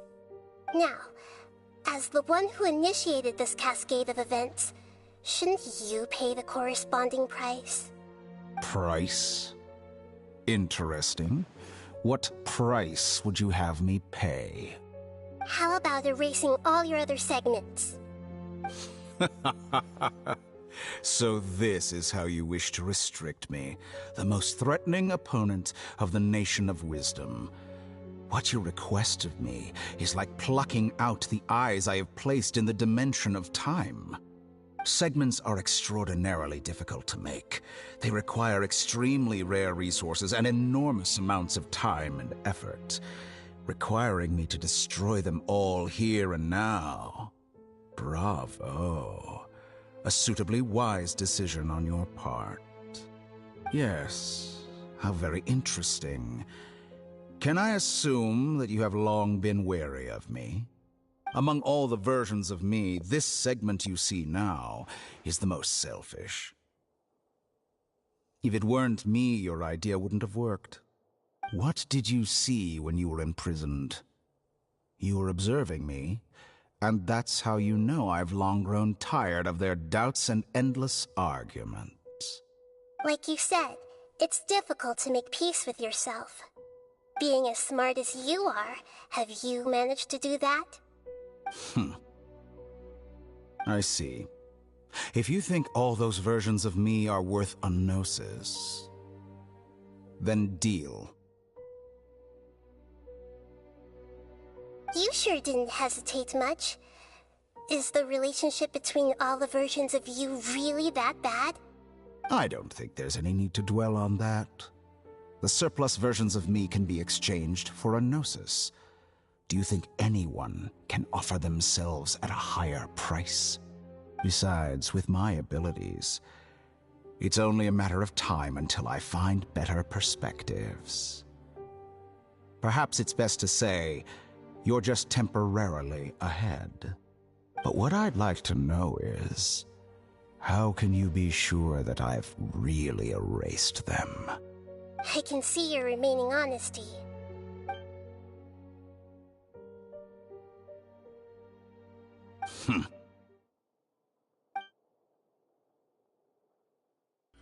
What a ridiculous decision! You can't be serious! How could I have been so short-sighted? You think this is the end? Wait, I'll have revenge! You'll make this moment count. You will regret this! Well, have you confirmed that it's complete? Here, take it. The future of Sumeru City will be in my hands alone. I will shut down the Akasha and let curiosity and the thirst for knowledge drive the realm of academics once again. There won't be any further gaps for you to exploit. It truly pains me that my academic achievements have never been appreciated in my homeland. Of course, I have no interest in being rejected by this city for a third time. Another chess piece. And where is your dendronosis? Don't be greedy, Harbinger of Snezhnaya. No, this is a different transaction. If you intend to turn off the Akasha anyway, then there's no further use for the Gnosis of Sumeru, is there? Besides, isn't it the Archon's duty to deliver what's desired of the Seeker? Oh, judging from your expression, you don't seem to find the idea very agreeable. Then let's think of it this way. Since you're the god of wisdom, how about I exchange some knowledge with you? People exchanging knowledge with the god of wisdom is the stuff of legends. Yet here you wish to exchange knowledge for the god of wisdom's property. Arrogant as that is, it has piqued my interest. Let me ask you, have you in all your mighty knowledge ever heard the rumor that the skies of Tevat are fake? Huh? That's the secret hidden by Irminsul concerning the truth of this world.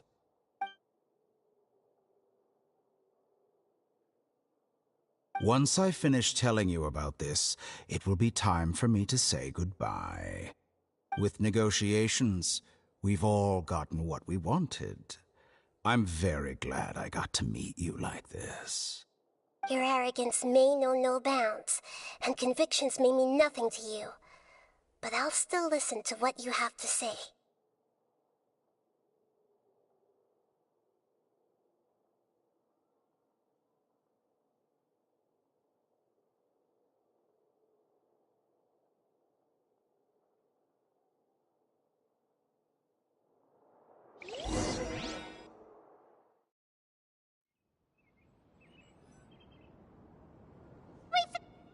Together! Okay. Wake him up.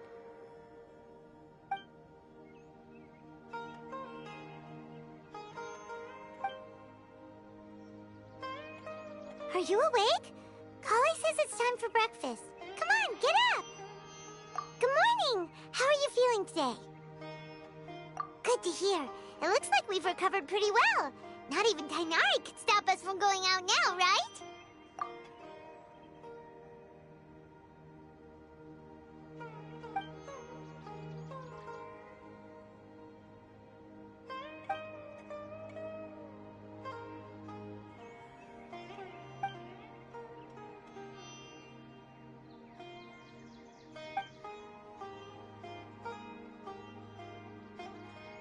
Come on, Traveler, let's go!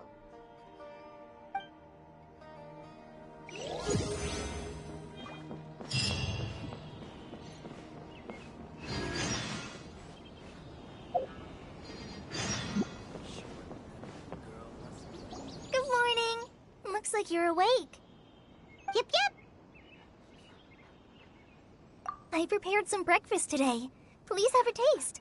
I hope you'll like it. It's nice to have you here so we can eat something yummy. Well, now that I've recovered from Elazar, I'm feeling better than ever. I can even prepare 4 or 5 meals a day now. And Paimon bets they're all delicious. Oh, by the way, someone brought a letter for you after you went to sleep last night. Nope. Paimon wanted to read the letter with you after you woke up. So Paimon didn't open it. Alright, let's read it now. Oh, it's from Milu. Ahem. We're going to hold a feast at the Grand Bazaar and celebrate Cyano's reinstatement as the General Mahamatra. As heroes of Sumeru, please be sure to attend. I'll wait for you. The date of the banquet is written on the back. It's in 2 days. Oh, I've also heard that you've become heroes here as well. That's amazing. Sometimes I'm really envious of strong and confident people like you. Oh, you're embarrassing me. Anyway, let's go to the Grand Bazaar to have a look. Oh, before you leave, be sure to inform Master Tainari.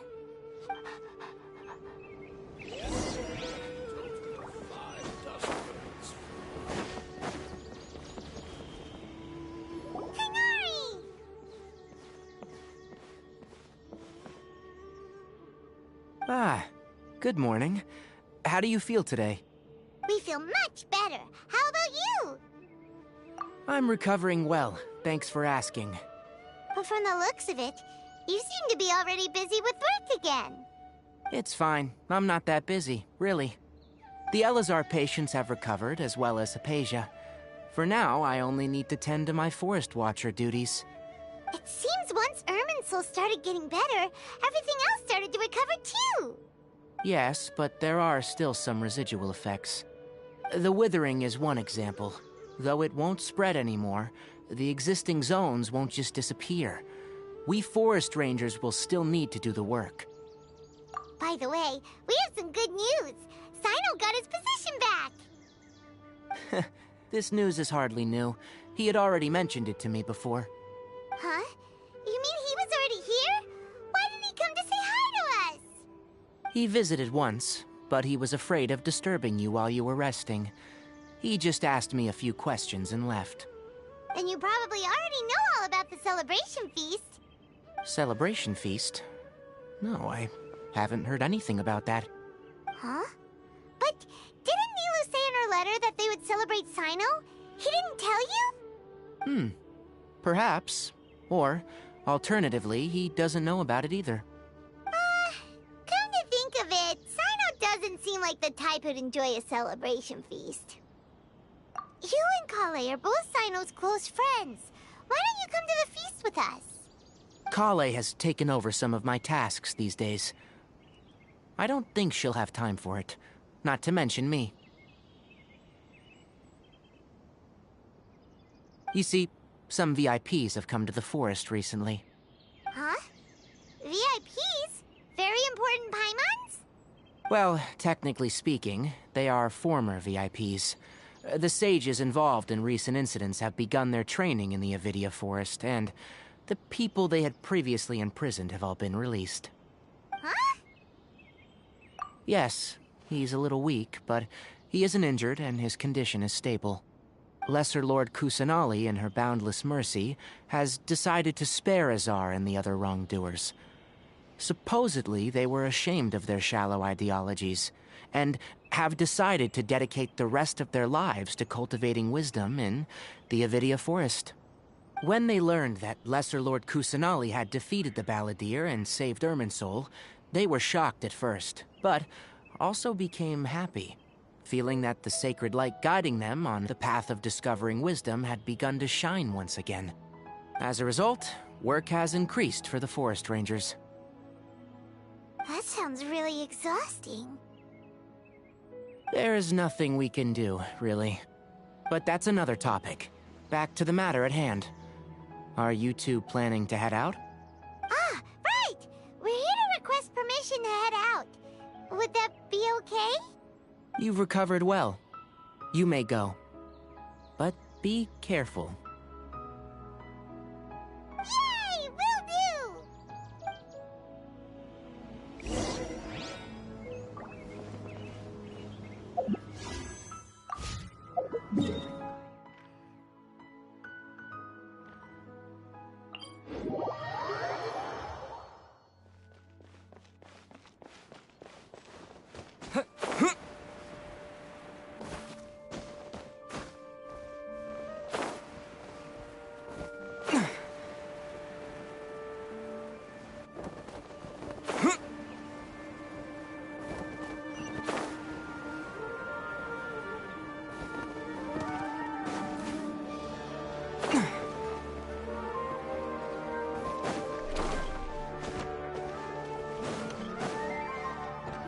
Well, there won't be any problems if the feast starts at that time.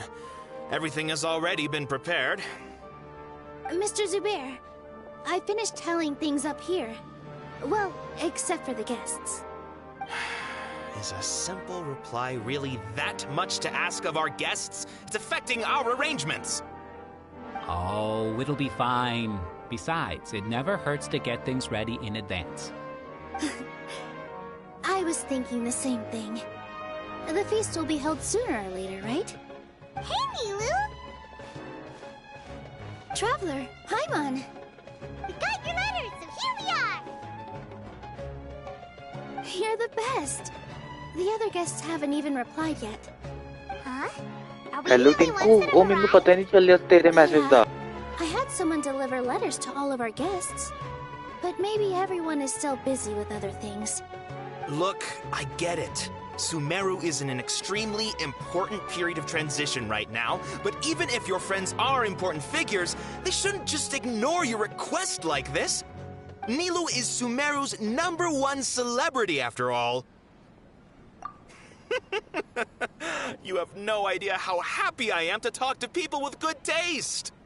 If you consider enjoying Nilu's dances having good taste, then almost everybody has good taste. Because Paimon thinks everybody will love her performance. That's right. We all think she's amazing too. Nilu is an absolute favorite among those of us who frequent the Grand Bazaar. For Outlanders, you have a great eye. Master Zubair, let's have a vote for the most outstanding audience members next time. I think these two may win. Nonsense! It is not for us to determine the value of an audience. But indeed, we could try giving gifts to people with particularly good taste.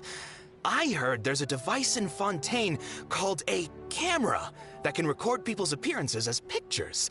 Such pictures would make superb gifts. Ooh, good idea. I wonder ਹੋਰ where we ਸੁਣਾ can ਤੇਰੇ find ਕੀ ਹਾਲ ਚਾਲ ਨੇ You guys are so funny. There's really no need for that. I'm satisfied just being able to perform here. ਤੂੰ boss fight ਦੇਖੀ ਸੀ stream ਦੀ ਬੜੀ ਘੈਂਟ boss fight ਸੀ ਯਾਰ ਤੇ ਬਹੁਤ ਵੱਡਾ ਵੀ ਬੌਸ ਸੀ And that's why I love it here. Traveler and Paimon, could you help confirm if the letters were actually delivered? If for some reason they didn't receive the letters, then please tell everyone that there will be a feast here. Yeah, we can also check out how everything in Sumeru is going now. When I wrote the letters, I heard that Dia was in Port Ormos, and Alhaitham was at the Academia. As for Sino, we've only heard that he appears at the Academia from time to time. I'm not too sure about Ramon's whereabouts. My guess is that he's with Dia. As for Dunyarzad, I just hope she's feeling better. I sent her a letter, but I was afraid of disturbing her. If you have time, please ask about her for me. Okay, got it. Let's go, Traveler. Game का ना music बहुत cute है मतलब थोड़ा cool type music है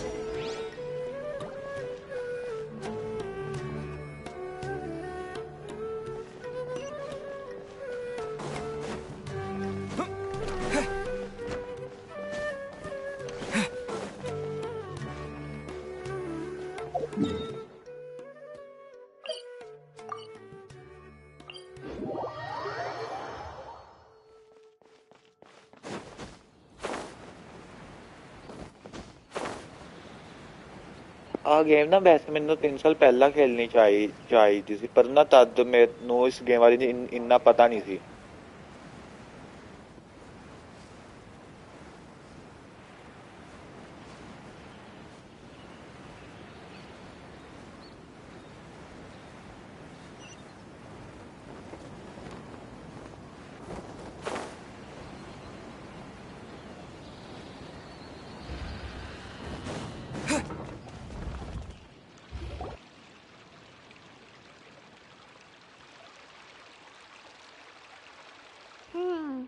We haven't seen Alhaitham Same to you, bro. anywhere. Same to you.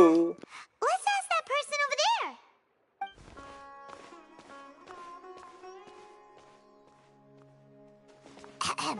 Hey there. Have you seen Alhaitham around? Yes, it seems Scribe Alhaitham has gone to the House of Dana. You should be able to find him there. But you're already the second group of people I've seen looking for him today. He must be quite the busy man. इतना खास नहीं बना था Mr. Cave was just here asking about him. You wouldn't believe how terrible their relationship is. And now you two are here. जो मैंने 2 दिन पहले stream की ना उस पे मतलब 100 व्यूज आए हैं मैं बहुत खुश हूँ पता है No way. We're strictly here on business. I see. Sorry, I thought maybe everyone's as interested in rumors about the sages as I am.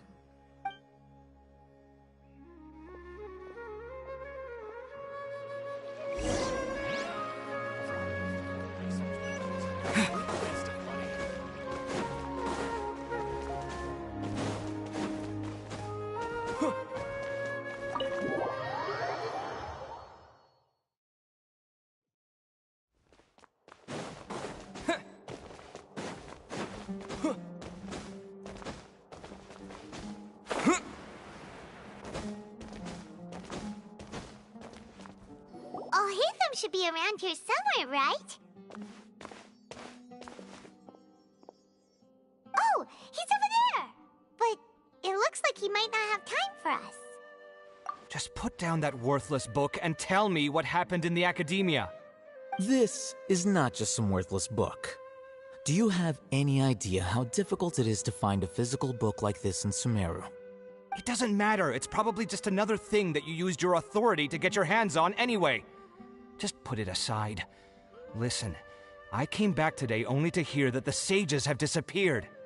Oh, you sound surprised. I thought you would already know the inside story. Would I be here asking you if I knew? Tu You're the निष्ठा वाले काम तो scribe, uh not जाना. me. So just tell me what you know already. Well, I almost became a sage. Huh? Oh, don't sound too surprised now. You're the renowned Kaveh, light of the Ksharawar. Besides, as a master builder and craftsman, chances are you'll be appointed as a sage too. Why do I feel like you don't really mean it? Huh. What makes you say that? Why would you question my heartfelt sincerity? Maybe it's because you've never said anything good about me before. Yeah, well, I share a similar sentiment, and anyone who knows you as well as I do would surely do the same. Oh, you... See? This is why I hate discussing anything with you. Your ridiculous and arrogant attitude always gets in the way. It seems that you really can't stand my personality. Ha! What was your first clue? Well, then you might as well move out of my house. Are you threatening me? Stooping to a new low, I see. Ugh, and don't change the subject. You, a sage? What a joke. The academia might as well just close tomorrow. Are they having a fight? Forget what's going on with the academia.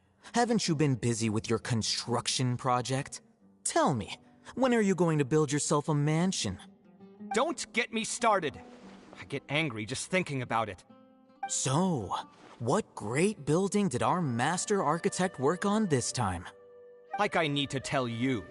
Keep your nose out of my business. No, I think we deserve to know. Where were you when Sumeru needed you most? I was in the desert for a large project, but considering Haravatat's utter ignorance of architectural and aesthetic matters, you probably wouldn't understand. Which is truly unfortunate. I can only pity the man who doesn't understand the first thing about beauty and romance. Unlike a true... Hold on, wait a second. What do you mean by when Sumeru needed me most? Well, while you were out fiddling around in the desert, many people came together to save Sumeru from a crisis. Ha! And you think I'd believe that? Look, all you really need to know is that Azar and all his accomplices have all been overthrown. Huh? What nonsense are you talking about? It's no skin off my nose if you don't believe me. It's not like my Darshan was the one trying to apply for funding from the Grand Sage. Yours, though, on the other hand... You know what? I'll ask around. I'm sure someone knows what's going on here. You're dead if I find out you're lying to me.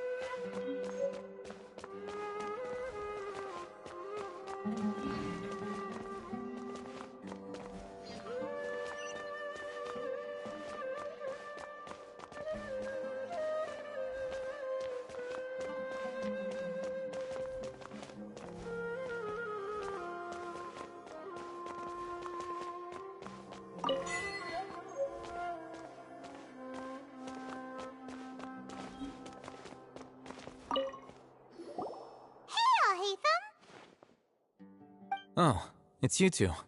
What's the matter? We're running some errands for Nilu. Have you received her letter? Letter? Nilu said she sent out a letter inviting everyone to a celebration feast in 2 days at the Grand Bazaar. We'll also be celebrating Zaino's reinstatement as General Mahamatra. If she addressed the letter to all Hatham of the Academia, then the letter should have gone to my office. I've been busy these days, so I haven't had time to check for any new mail at my office.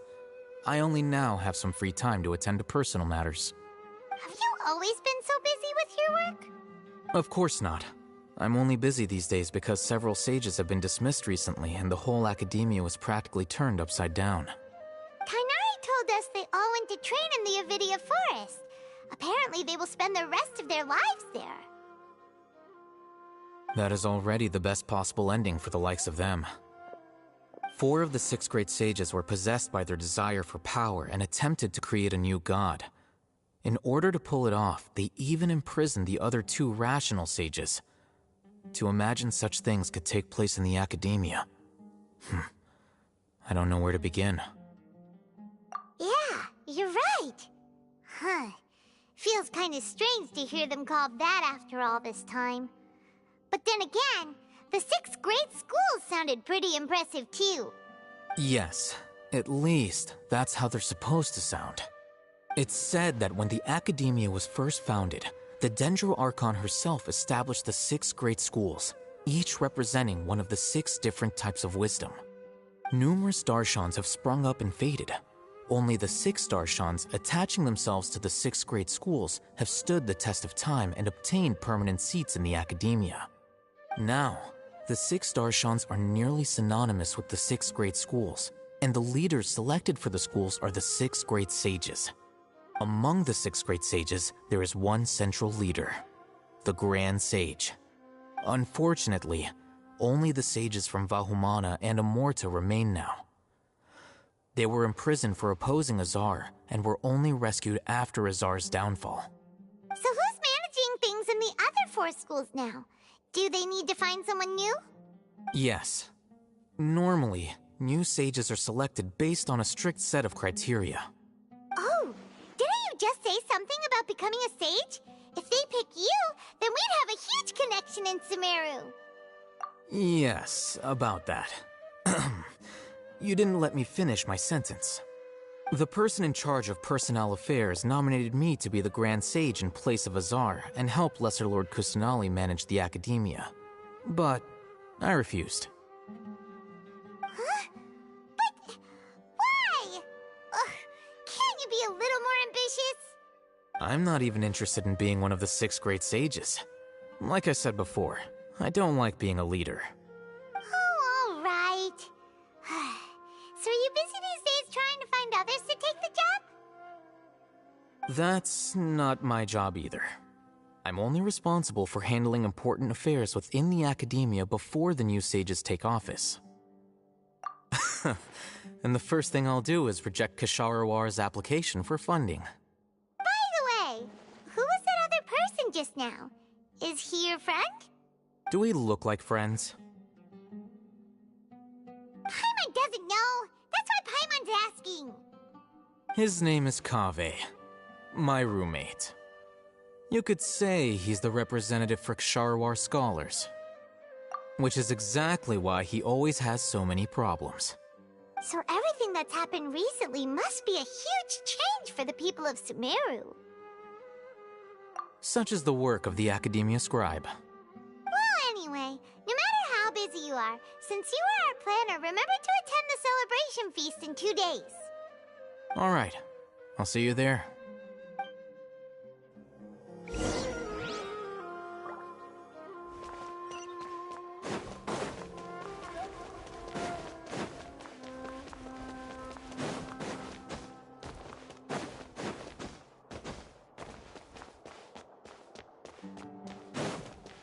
Please show me your credentials before borrowing books.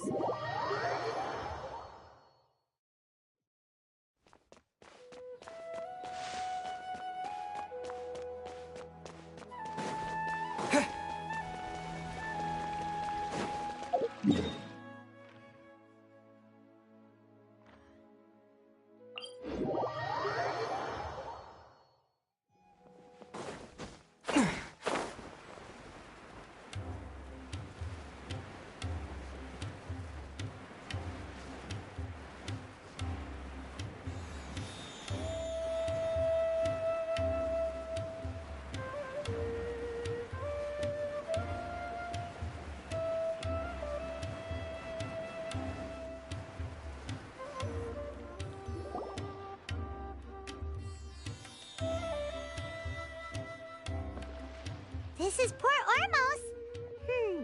Now where could Is that Paimon I hear? Huh? Oh, it's been a while. How are you doing? Dunyarzad! It's been so long since we've seen you! I'm doing well. I can go as far as saying I have never been happier in my entire life. I don't know if you've heard, but Elazar has completely disappeared, and all the patients have recovered. You kidding? Knowing them and the connections they've got, I'm sure they've heard about it. Yeah! That's right. My lady is feeling better now, so I'm accompanying her for a walk.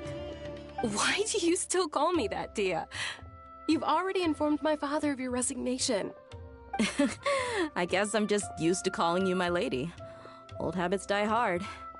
Resignation? You mean you're quitting?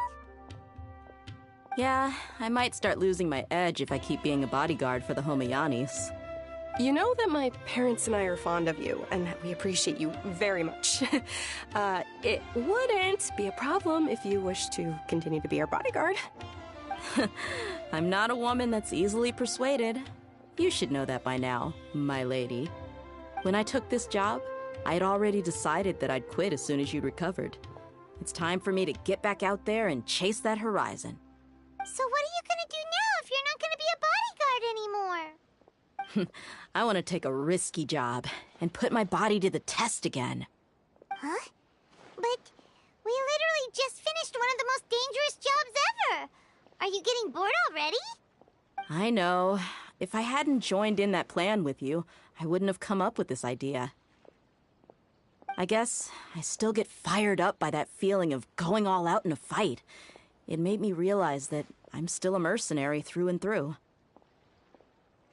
Life is short, and I'm happy that I got to be a part of that operation. But the whole thing also made me realize that there are still many problems in Sumeru. And as a desert dweller, I'm still not completely ready to settle down on this side of the wall.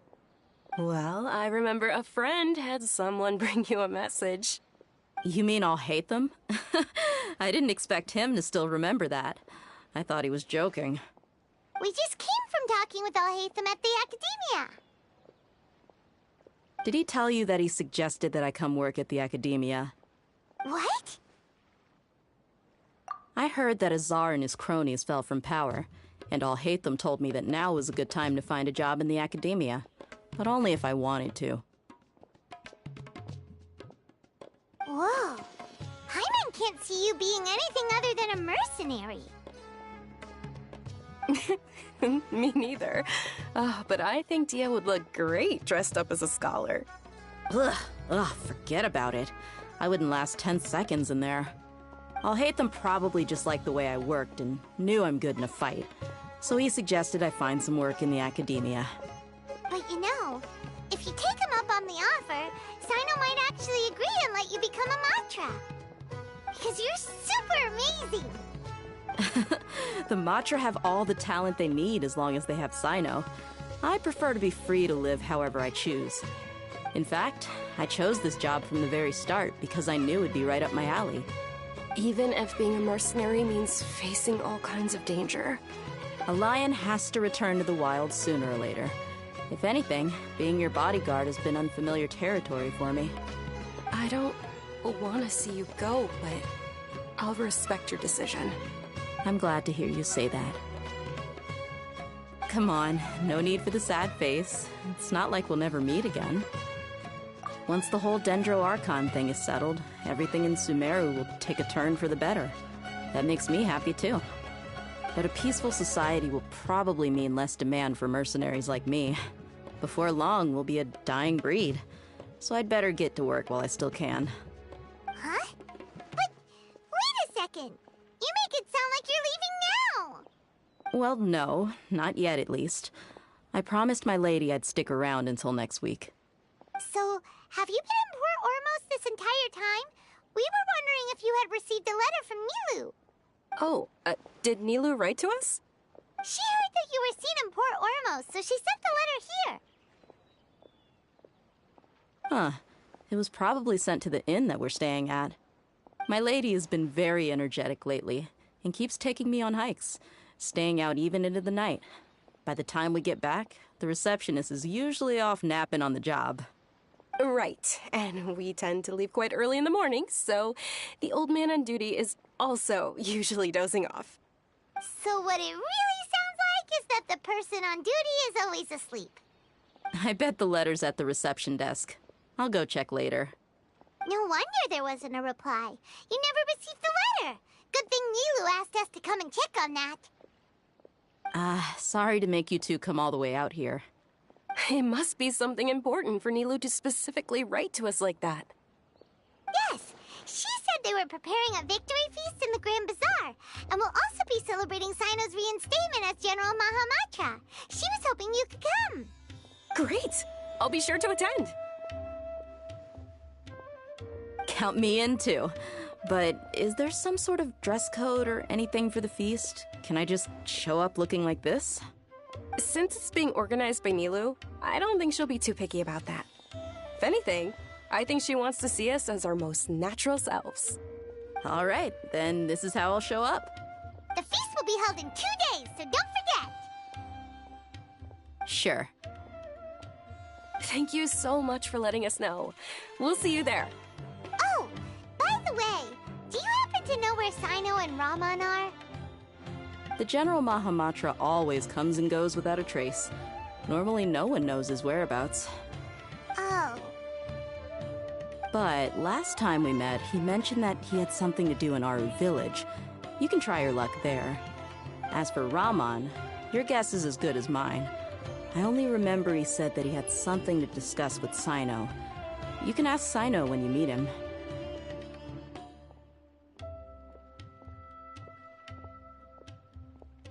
Don't mention it. You better get going. All right, on to our next stop.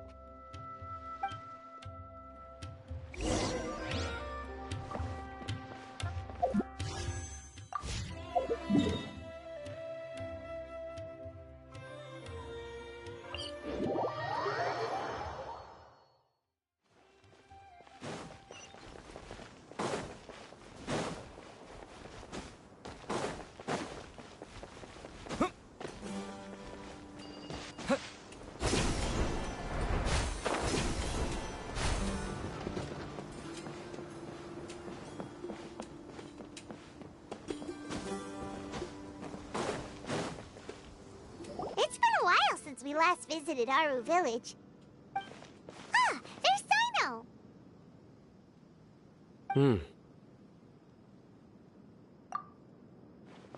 What brings you here? We recovered well, and Tanari agreed to let us leave, so now we're out and about again. It seems Gandharvaville's medical treatment is still as good as ever. Mm-hmm, and Tanari is recovering well, too. That's good to hear. Yeah, you're the one who brought us to him when we lost consciousness, right? Thanks for that. You're welcome. Tainari has excellent medical skills, and Kale is quite attentive. It was the best place for you. But why are you just standing here like a dead tree? I'm meeting some people. Oh, you mean Candace? I've already talked with Candace and the village chief. They're still at the usual place. You can go there if you'd like to see them. But you know one of the people I'm meeting as well. Oh, by King Deshret's blessing, my friend suddenly appears in the desert. Don't tell me you've run into trouble and need us to help now. Roman! And... huh? Sataria? Oh, you know me? Oh, well, you're pretty famous in the academia. Don't worry, these are our friends. No need to be so guarded. I see. I'm doing well. Many good things have happened recently. Same here. Really, I feel that my whole life has started to shine after suddenly finding a new direction. Oh, tell us everything. Yeah, you go ahead.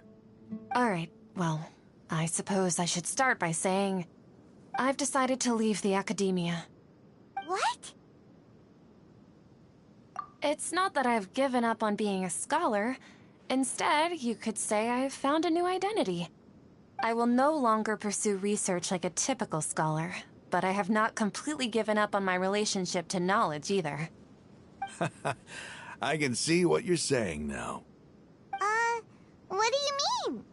I plan to leave the academia and return to teach here in the desert. Wow, so you want to become a teacher? Sataria will return to support education here and teach people from the desert. She can't teach everyone on her own, but there are many of us Eremites all over Sumeru. She came to discuss a collaboration with me and hoped that I could bring her ideas to the Eremites. Yes, it's my hope that the Eremites can help me select a group of smart people with the best aptitude for teaching. I'll teach them, and after they've finished learning from me, they can go educate more people. That is the true meaning of education and the spreading of knowledge. The people of King Deshret suffer from sandstorms, exile, and ignorance. Miss Sataria is more than welcome to come teach here. Her arrival is like a star shining in the desert night. The stars have always guided caravans, thieves, soldiers, and travelers who get lost in the night. They lead those in the dark out of trouble and back to safety. Oh, please. Where's all of this coming from? I'm starting to feel a little embarrassed. You deserve these compliments. Mercenaries are accustomed to danger and don't fear death, which is why we recognize extraordinary actions that common people would easily overlook. Sataria's idea will bring much good to many people. At first, I feared it was destined to fail. Everyone knows that the academia doesn't allow scholars to teach in the desert without permission. As you know, all knowledge is under their surveillance and control, and very few desert dwellers are as lucky as me. But what I heard at that time has been haunting my heart, as if there were lightning bolts constantly bombarding my soul. Sataria, you tread a treacherous path, and the longer you ignore it, the tighter the academia's grasp on you will become. Sataria, why haven't you gone home? Never forget that the desert that belongs to you lies elsewhere. Miss. These words sparked something in me, and I knew that I had to bring something back to my people after going home. I gathered up the courage to approach the Grand Sage, only to find that he was no longer at the academia. Lord Sino told me that Azar didn't belong there anymore. Azar has received much-needed punishment. Though, if you ask me, it may have been too light. You probably have already heard. Lord Sino helped me obtain permission to leave the academia for the desert, and accompanied me here to discuss collaboration with members of the Eremites. My plan was able to go smoothly thanks to him and Rahman. You're all doing so much for the desert. Aside from that, I also have some other business to discuss with Sino. Lesser Lord Kusanali has allocated many resources to support and develop the desert. I've done some business for her, and part of it required the assistance of the Eremites. I applied for a few batches of educational materials from the academia, and sent them to several groups in the desert, as instructed by Lesser Lord Kusanali. I believe the people will make good use of them. That's exactly what the people here need. Physical books and other related items. If it weren't for Sino and Lesser Lord Kusanali, I'm afraid we'd never be able to get our hands on them. Apart from this, the academia is also recruiting scholars that are willing to teach in the desert. I'll let you and Sataria know as soon as I have any more news. We must be persistent about this, and maintain these resources to ensure long-term effectiveness. This is the first time in hundreds of years we've had a glimmer of hope. I think this may be the turning point for the desert. Remember these words. Here lies our faithful priest, Kasala. His wisdom is a miracle among the people, deserving of high praise and admiration. I hope people with wisdom like that priest will rise again among the desert dwellers. Then we'll once again see the wisdom and glory that once shook the world. Enough about us. Are you here to discuss some business too? No, not at all. We're actually here on behalf of Nilu. Nilu wanted to write to everyone, but she wasn't sure where the letters should be sent, so she asked us to come find everyone personally. A celebration feast will be held in 2 days at the Grand Bazaar. She hopes that all of you will be able to attend. At the feast, we'll also be celebrating Sino's reinstatement as General Mahamatra. Although, judging from your appearance, it seems you've already been reinstated. Paimon thought you would only start working for the Academia after the feast. Celebration? Feast? It's the first I've heard of it. Tighnari was right. He really didn't know. This feast is for you, Sino. Sounds to me like you'll have to be there. It's rare to see that kind of expression from Lord Sino. You must not like feasts very much. No, not really. But I'll go. Well, I still have a lot to handle here. Besides, I need to look after Miss Sataria in the desert, so I'll have to pass. I'm afraid I won't be able to join you. Although, if you'd be so kind, please give a message to Miss Nilu for me. The message is, I'm sorry for how I treated you before, but now I understand the beauty of your dance. It's like a light shining in the sky. You and the art you symbolize are not only beautiful, but also lively and powerful, so much so that it was prohibited. Please keep dancing, and someday I'll be able to appreciate your art in person. Okay, we've got all that down. Our job here is complete as well. Oh, Sino, remember, party's in 2 days. Make sure you're there. Got it.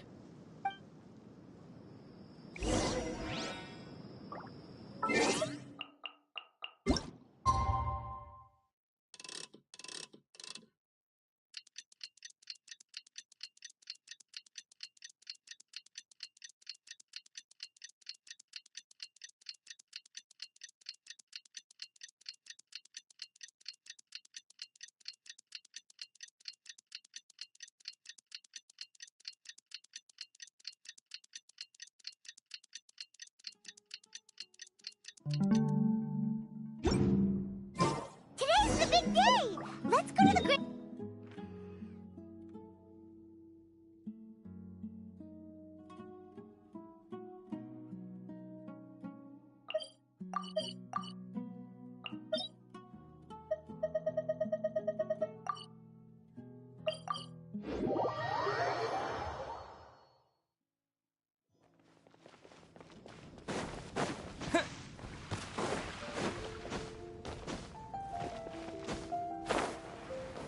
Ad Astra. Thank you for Ad Astra.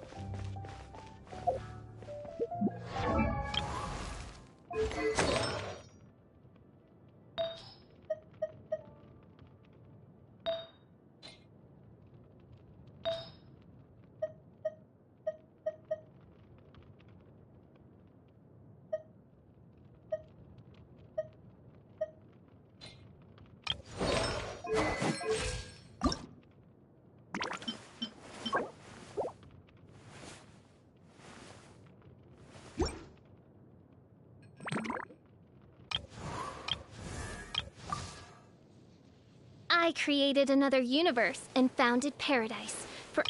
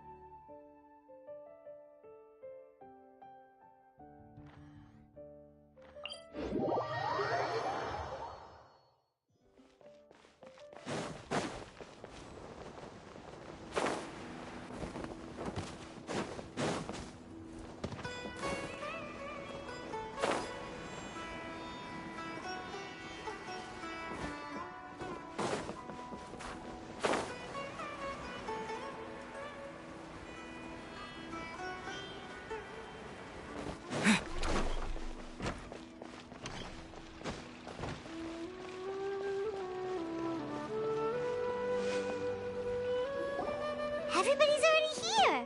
Looks like we're the last ones to arrive. You're here. Ah, there you are. Well, look who finally decided to show up. You look like you came here immediately after finishing up some work. I'm very happy to see you here. But we're not late, are we? It's just that everyone else arrived ahead of time. I propose that the last one who arrived be put in charge of today's speeches. Nah, there won't be any speeches today. Oh, really? Well, even better. Come join us over here. Let's share some great food and drinks, and chat about all sorts of fun things. Everything looks quite good. Wow! Paimon can't wait! Traveler, just look at all the delicious food here!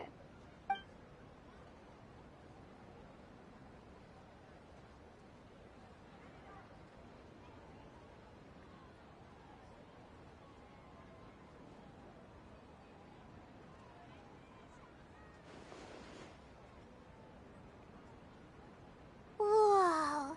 It's so delicious! Oh, this grilled meat tastes amazing! The food was specially prepared for you by everyone in the Grand Bazaar. And we have gifts that were sent by the residents of Sumeru City when they heard we were holding a feast. Everyone that came said that you saved Sumeru, and wanted me to thank you all on their behalf. Ah, feels kinda nice to be seen as a hero. I could get used to this. Being a bodyguard is also a hero's job. You've always been amazing, Dia. My lady sure has a way with words. Thanks. I'm glad to hear it. And I'm happy to meet everyone that participated in the great plan. Don't mention it. Come to think of it, we've really done something impressive together. It's unbelievable. We owe it to our abilities. And luck. Really? Why do I remember everybody thinking that luck was against us and feeling like we hardly had a chance of succeeding? That's how I remember it too. It's luck that brought us together, and it was luck that let us form a team. Then, it took even more luck for us to formulate a plan and implement it successfully. Moreover, judging from the results, everything worked out well. Yeah, everyone gave it their all when it mattered most. It was almost like a performance. We took the stage and put on our best show. Everyone played their part, and thanks to everyone's efforts, the performance was a great success. So, would you say we're good actors too? It's such a blessing that Lesser Lord Kusanali was able to return to power at the Academia. Yes, even after being abandoned and neglected so many times, she's finally returned. Uh-huh. Lesser Lord Kusanali once used all her power in a great disaster, which resulted in her losing all her wisdom and memories of the past. The Academia basically abandoned her because of it. This should be something everybody should remember. Huh? You look surprised. I didn't say anything wrong, did I? No, everything you said is correct. That's good. Something wrong? Yeah, what's with that face? You knew all of this already. Even if those two giants of the Academia are here, I still have to say it. Those sages really have some nerve. 500 years ago, Lesser Lord Kusanali used all her power for the people of Sumeru, and what did they do in return?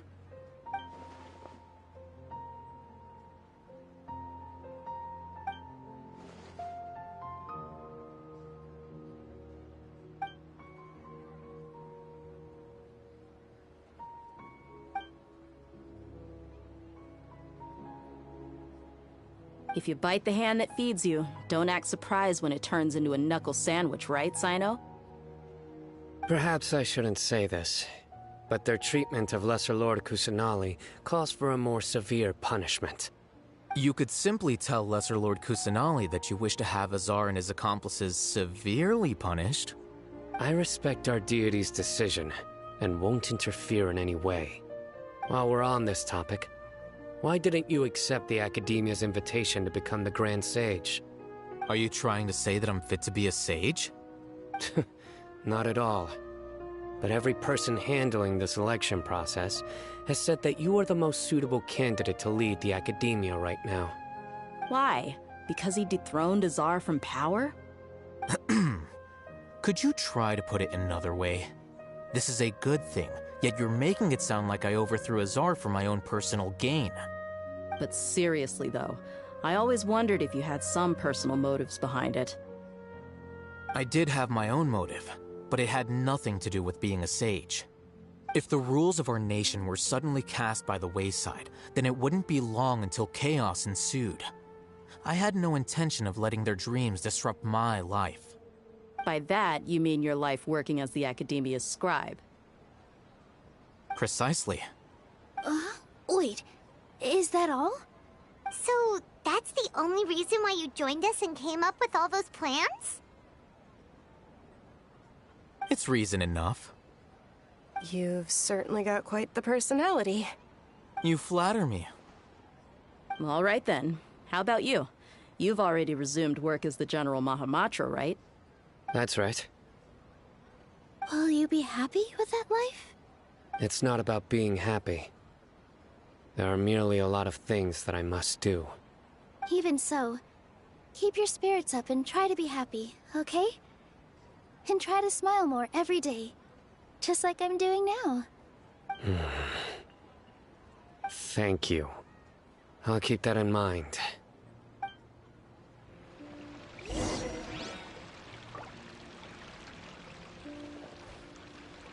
I seldom participate in such lively gatherings, but the atmosphere here is quite good.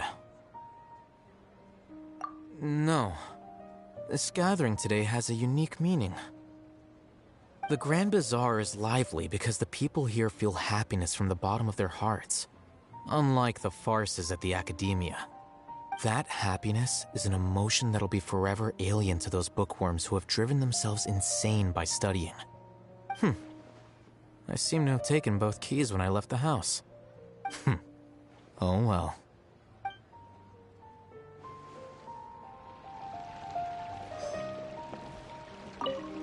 My lady, the grilled meat over there is delicious. Have you tried it? Yes, I also tried some fruit just now. Oh, they're very sweet.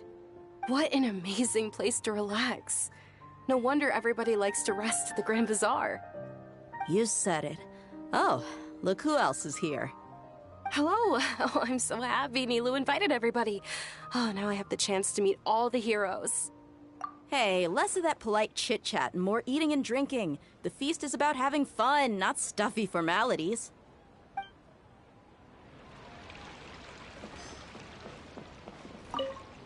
The atmosphere here is good.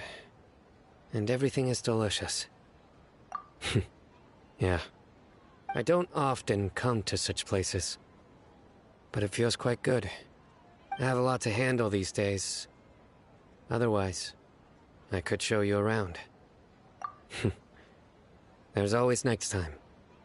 We're friends after all. This feast is pretty good. I like it.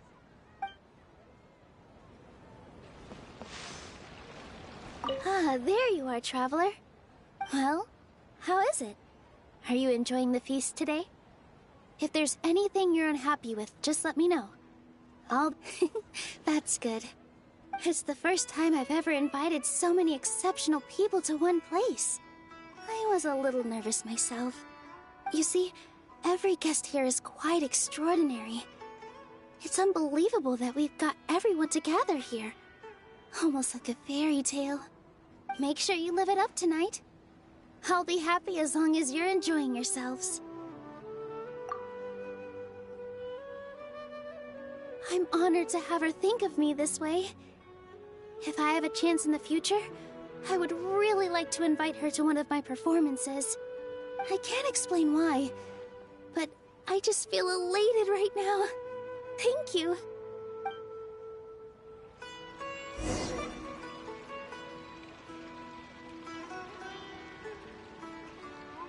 Hey, what's wrong? Your head is starting to droop. Hey, you can't just fall asleep here. Paimon will go find something delicious for you to eat. You'll wake up once you've put something yummy in your tummy. Of course. Just wait here for Paimon.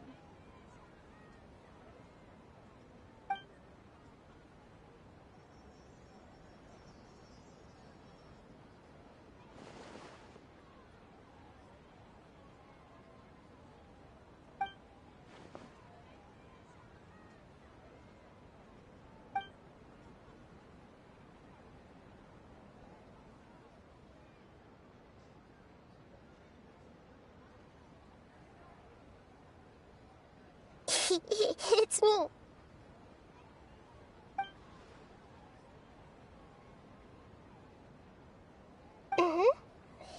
You may blame me for being a bit too self-indulgent.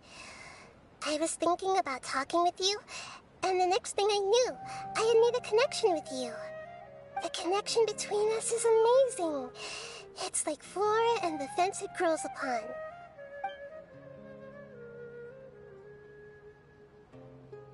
I heard there's an amazing celebration feast today at the Grand Bazaar. I wanted to have a look for myself, so I snuck in. Lately, I've been so busy dealing with all the fallout from recent events, so I really haven't had any free time. Although you've already helped me with a lot, there's still one more thing I hope you can help me with.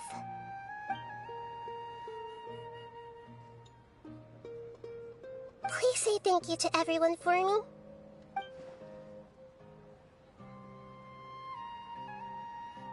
Oh, is it not convenient for you to do that for me?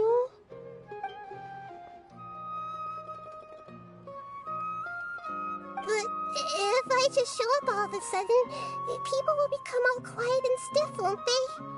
What if I end up scaring them and ruining this wonderful feast? That'd be the last thing I want.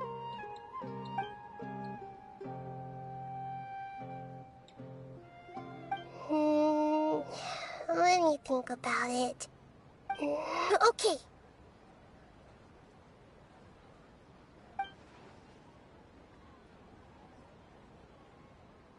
Yes, I have.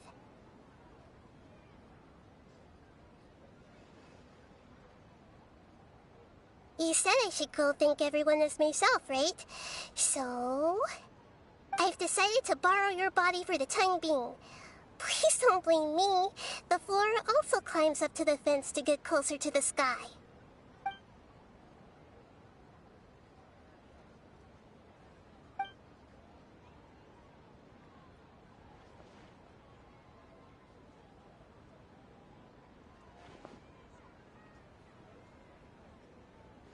Everyone! Are you awake now? Paimon was just about to bring you the food.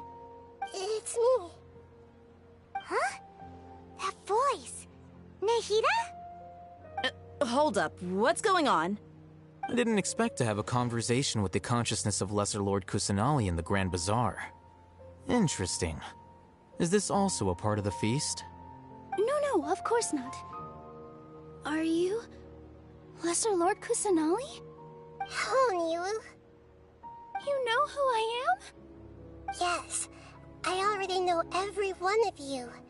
Nilu, Alhaitham, Sino, Dia, Paimon, and Dunyarzad.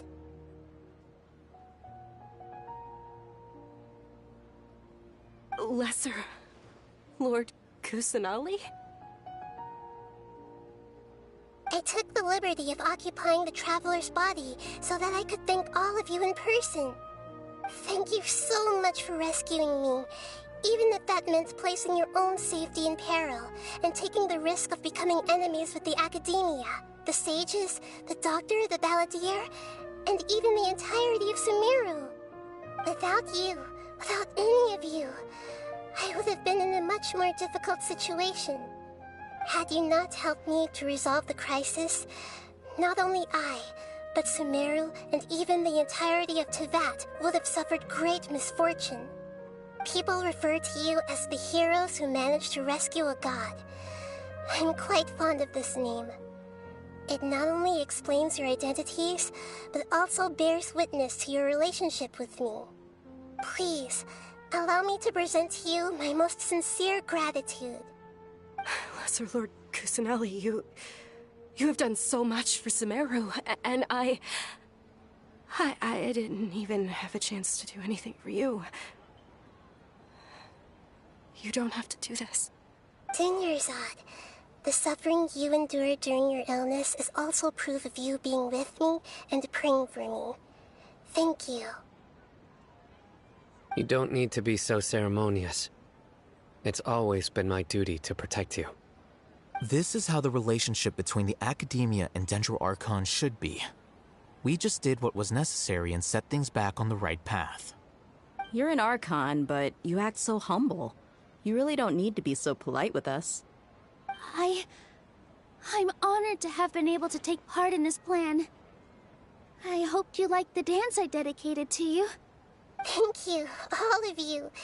Thank you so much.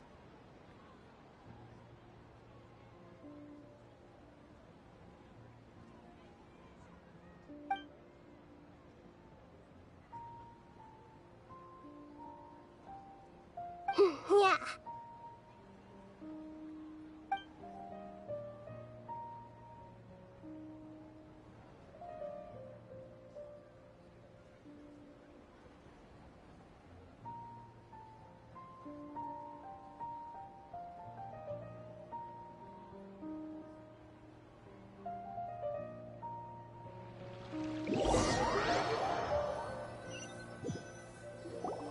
Are you awake? Did you rest well? After Nahida left, you ate a lot of food. You've become a glutton. That just means you still have a lot to learn from Master Paimon, the Sage of Gluttony. Alright, since you're awake now, should we go and have a chat with Nahida? She should be in the Academia right about now. If you have any questions, now's your chance to ask.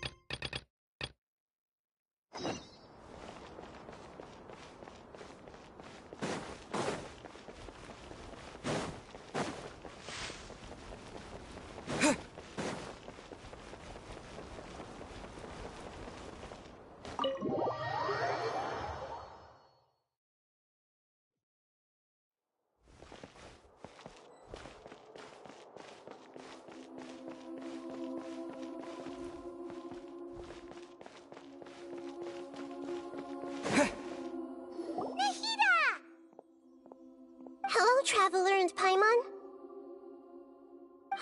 What a fantastic night. I'm still immersed in all the happiness and joy, like a candle floating on water. So are we, and that's why we're here to talk with you. Is there anything you want to know?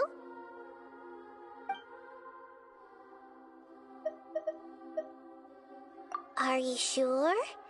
Isn't there something else you haven't asked about yet? Huh? You mean... About your sister. While you were resting at Gandharvaville, I took some time to perform an Irminsul search for information on your sister. Yeah! Isn't Irminsul a repository for all the information and memories of Teyvat? So there shouldn't be anything on him or his sister. This is true in your case. Irminsul indeed does not have any information on you. However, there must be something different about your sister. Because, as it turns out, the world has recorded information on her after all. What? There is only one possible explanation. She belongs to this world.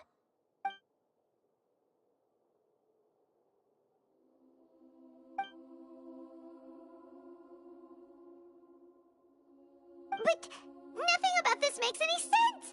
Wasn't this your first trip to Teyvat?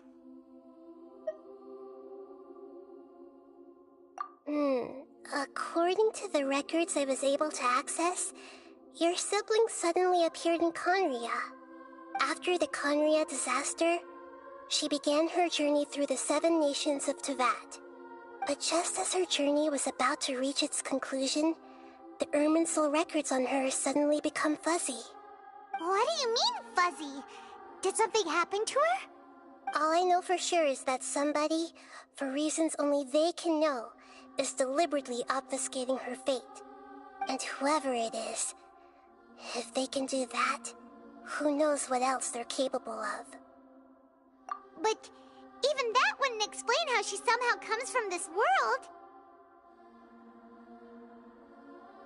Something else I noticed was that according to these records, the Fatui have not classified your sibling as one of the Descenders.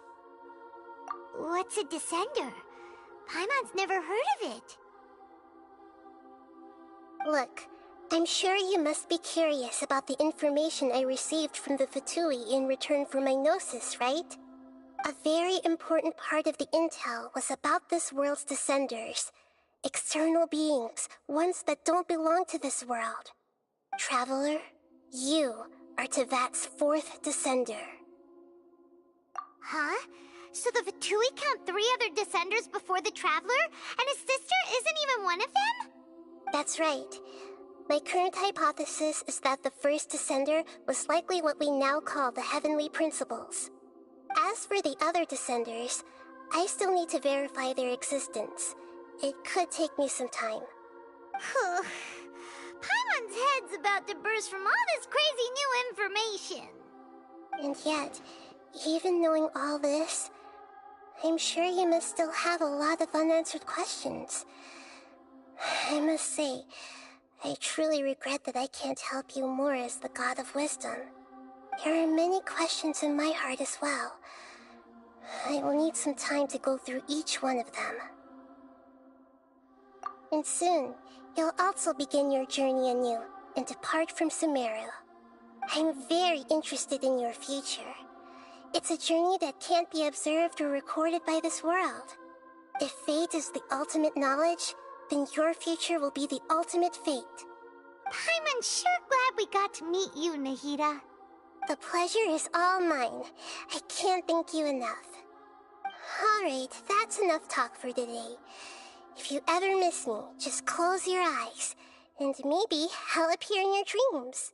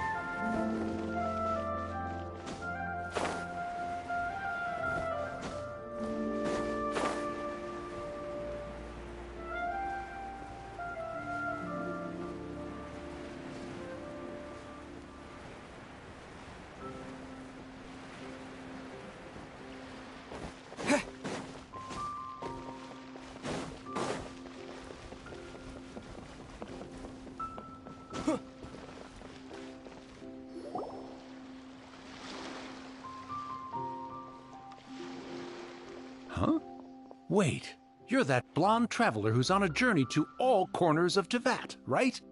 Who's asking? Do you need something from us? You bet I do. I was worried I wouldn't be able to find you. I have a letter for you, you see. It's from another Outlander. He was a crafty fellow, let me tell you. Took advantage of a loophole in our mailing system by opting for guaranteed delivery, then filling in the most obscure mailing address I've ever seen. Well, we are always on the road, so yeah, it's pretty tough to get mail to us unless we happen to go to the post office on a whim. So, what address did that person give you anyway? He just wrote, next to a small, white-haired talking fairy. What? So the address is Paimon? Yeah, exactly, right? And if I failed to deliver the letter, I'd have been bound by regulation to compensate him. Really, he got me good. I count myself very lucky that I ran into you here. Of course, here it is. All yours. Come on! Paimon wants to have a look, too!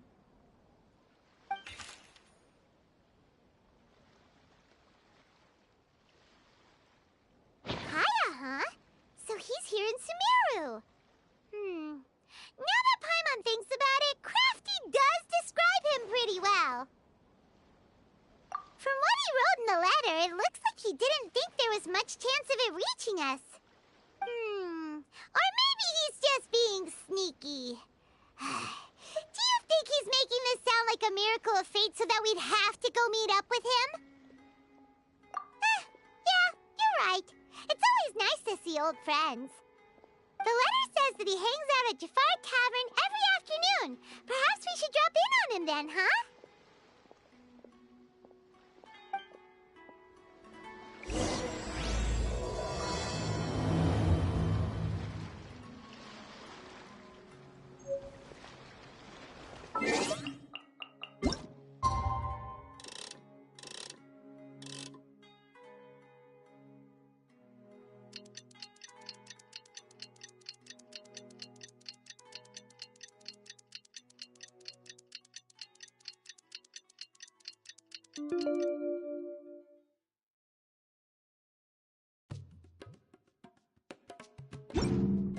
Kaya should be at Jafar Tavern right now.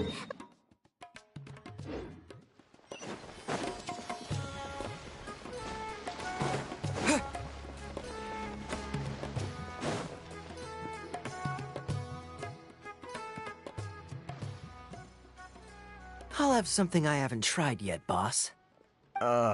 Sorry, sir. I'm afraid you've already tried every type of liquor we serve. Oh? Well then, just the bill, please. That's just as well, I suppose. I do have other matters to attend to. Kaya, you're really here! Paimon half thought you were playing some sort of prank on us. Hey, Paimon, traveler. Looks like the gods smile upon me after all. And come now, I wouldn't joke about wanting to see my good friends. Wait a second. You must be here on official business, right? What do you think you're doing spending every afternoon drinking at the tavern? You itching for a lecture from Jean? Not at all. The acting Grand Master positively terrifies me. Why would I ever do anything that might displease her? The truth is, I'm in Sumeru to learn about the alcohol industry here. So despite how it might look, I'm actually at Jafar Tavern for strictly business purposes. Sumeru spices are famous the world over, and it's long been rumored that this fine establishment was where a certain very popular spiced cocktail was invented. That's why the Knights sent me, their foremost expert in alcoholic beverages, to come and see if it is as good as the rumors say. And how did that go? So far, so good. I'm already in talks with some spice merchants in Port Ormos about some potential collaboration. Yeah, that does sound like a great business opportunity. Guess Don Winery and Master D-Luke are gonna make a tidy sum from this one too, huh? Well, let's not get ahead of ourselves. Whether this lucrative opportunity gets passed along to Don Winery or not, Depends on how nice I'm feeling. Hey! Using your job to settle personal grievances isn't very knightly, Captain! Oh? What makes you say that? Very sharp of you. I wouldn't say I'm familiar, though. I just came here on the sly once, when I was very young. And? Do continue. Do I have to? When I said we could talk about the old times, digging up my past wasn't exactly what I had in mind. Well, all right, since you're so interested. Like I said, I was very young then. Dawn Winery had only just taken me in. I overheard my adoptive father talk about sending a team of merchants to Sumeru during a business meeting. I'm sure you'll agree that everyone's curious about their roots on some level. And my roots? They're in Conria, which is said to have been located deep underground, somewhere near Sumeru. And so I stowed myself away amidst the cargo, and silently joined the merchant delegation on their trip to Sumeru. But it wasn't long before the merchant delegation received news that I'd gone missing. Their leader promptly found me, and before I knew it, my adoptive father was dragging me back home by the ear. It was a short-lived adventure. Sorry I don't have a more thrilling story for you. Honestly, not much. The only reason I knew that Conria was near Sumeru is because I happened to read that in a book when I was young. My life had less and less to do with Conria as I grew up, and so I started caring less as well. I used to believe that I had inherited some sort of duty from my father. But then I began to wonder. Maybe my father left me in the peaceful land of Mondstadt for no other reason than simply to keep me alive. As well as ensuring that I'd be safely cut off from certain things. The thought that I might be able to actually live a happy life there must have been the icing on the cake. This is obviously all speculation. Simply put, I'm afraid that I'm not particularly in the know on this topic. These days, my surname, Alberich, is probably the only link to Conria that I have left. One death afternoon, please, boss. Tell me, what do you know about the significance of that name, Alberich? Dainsleif?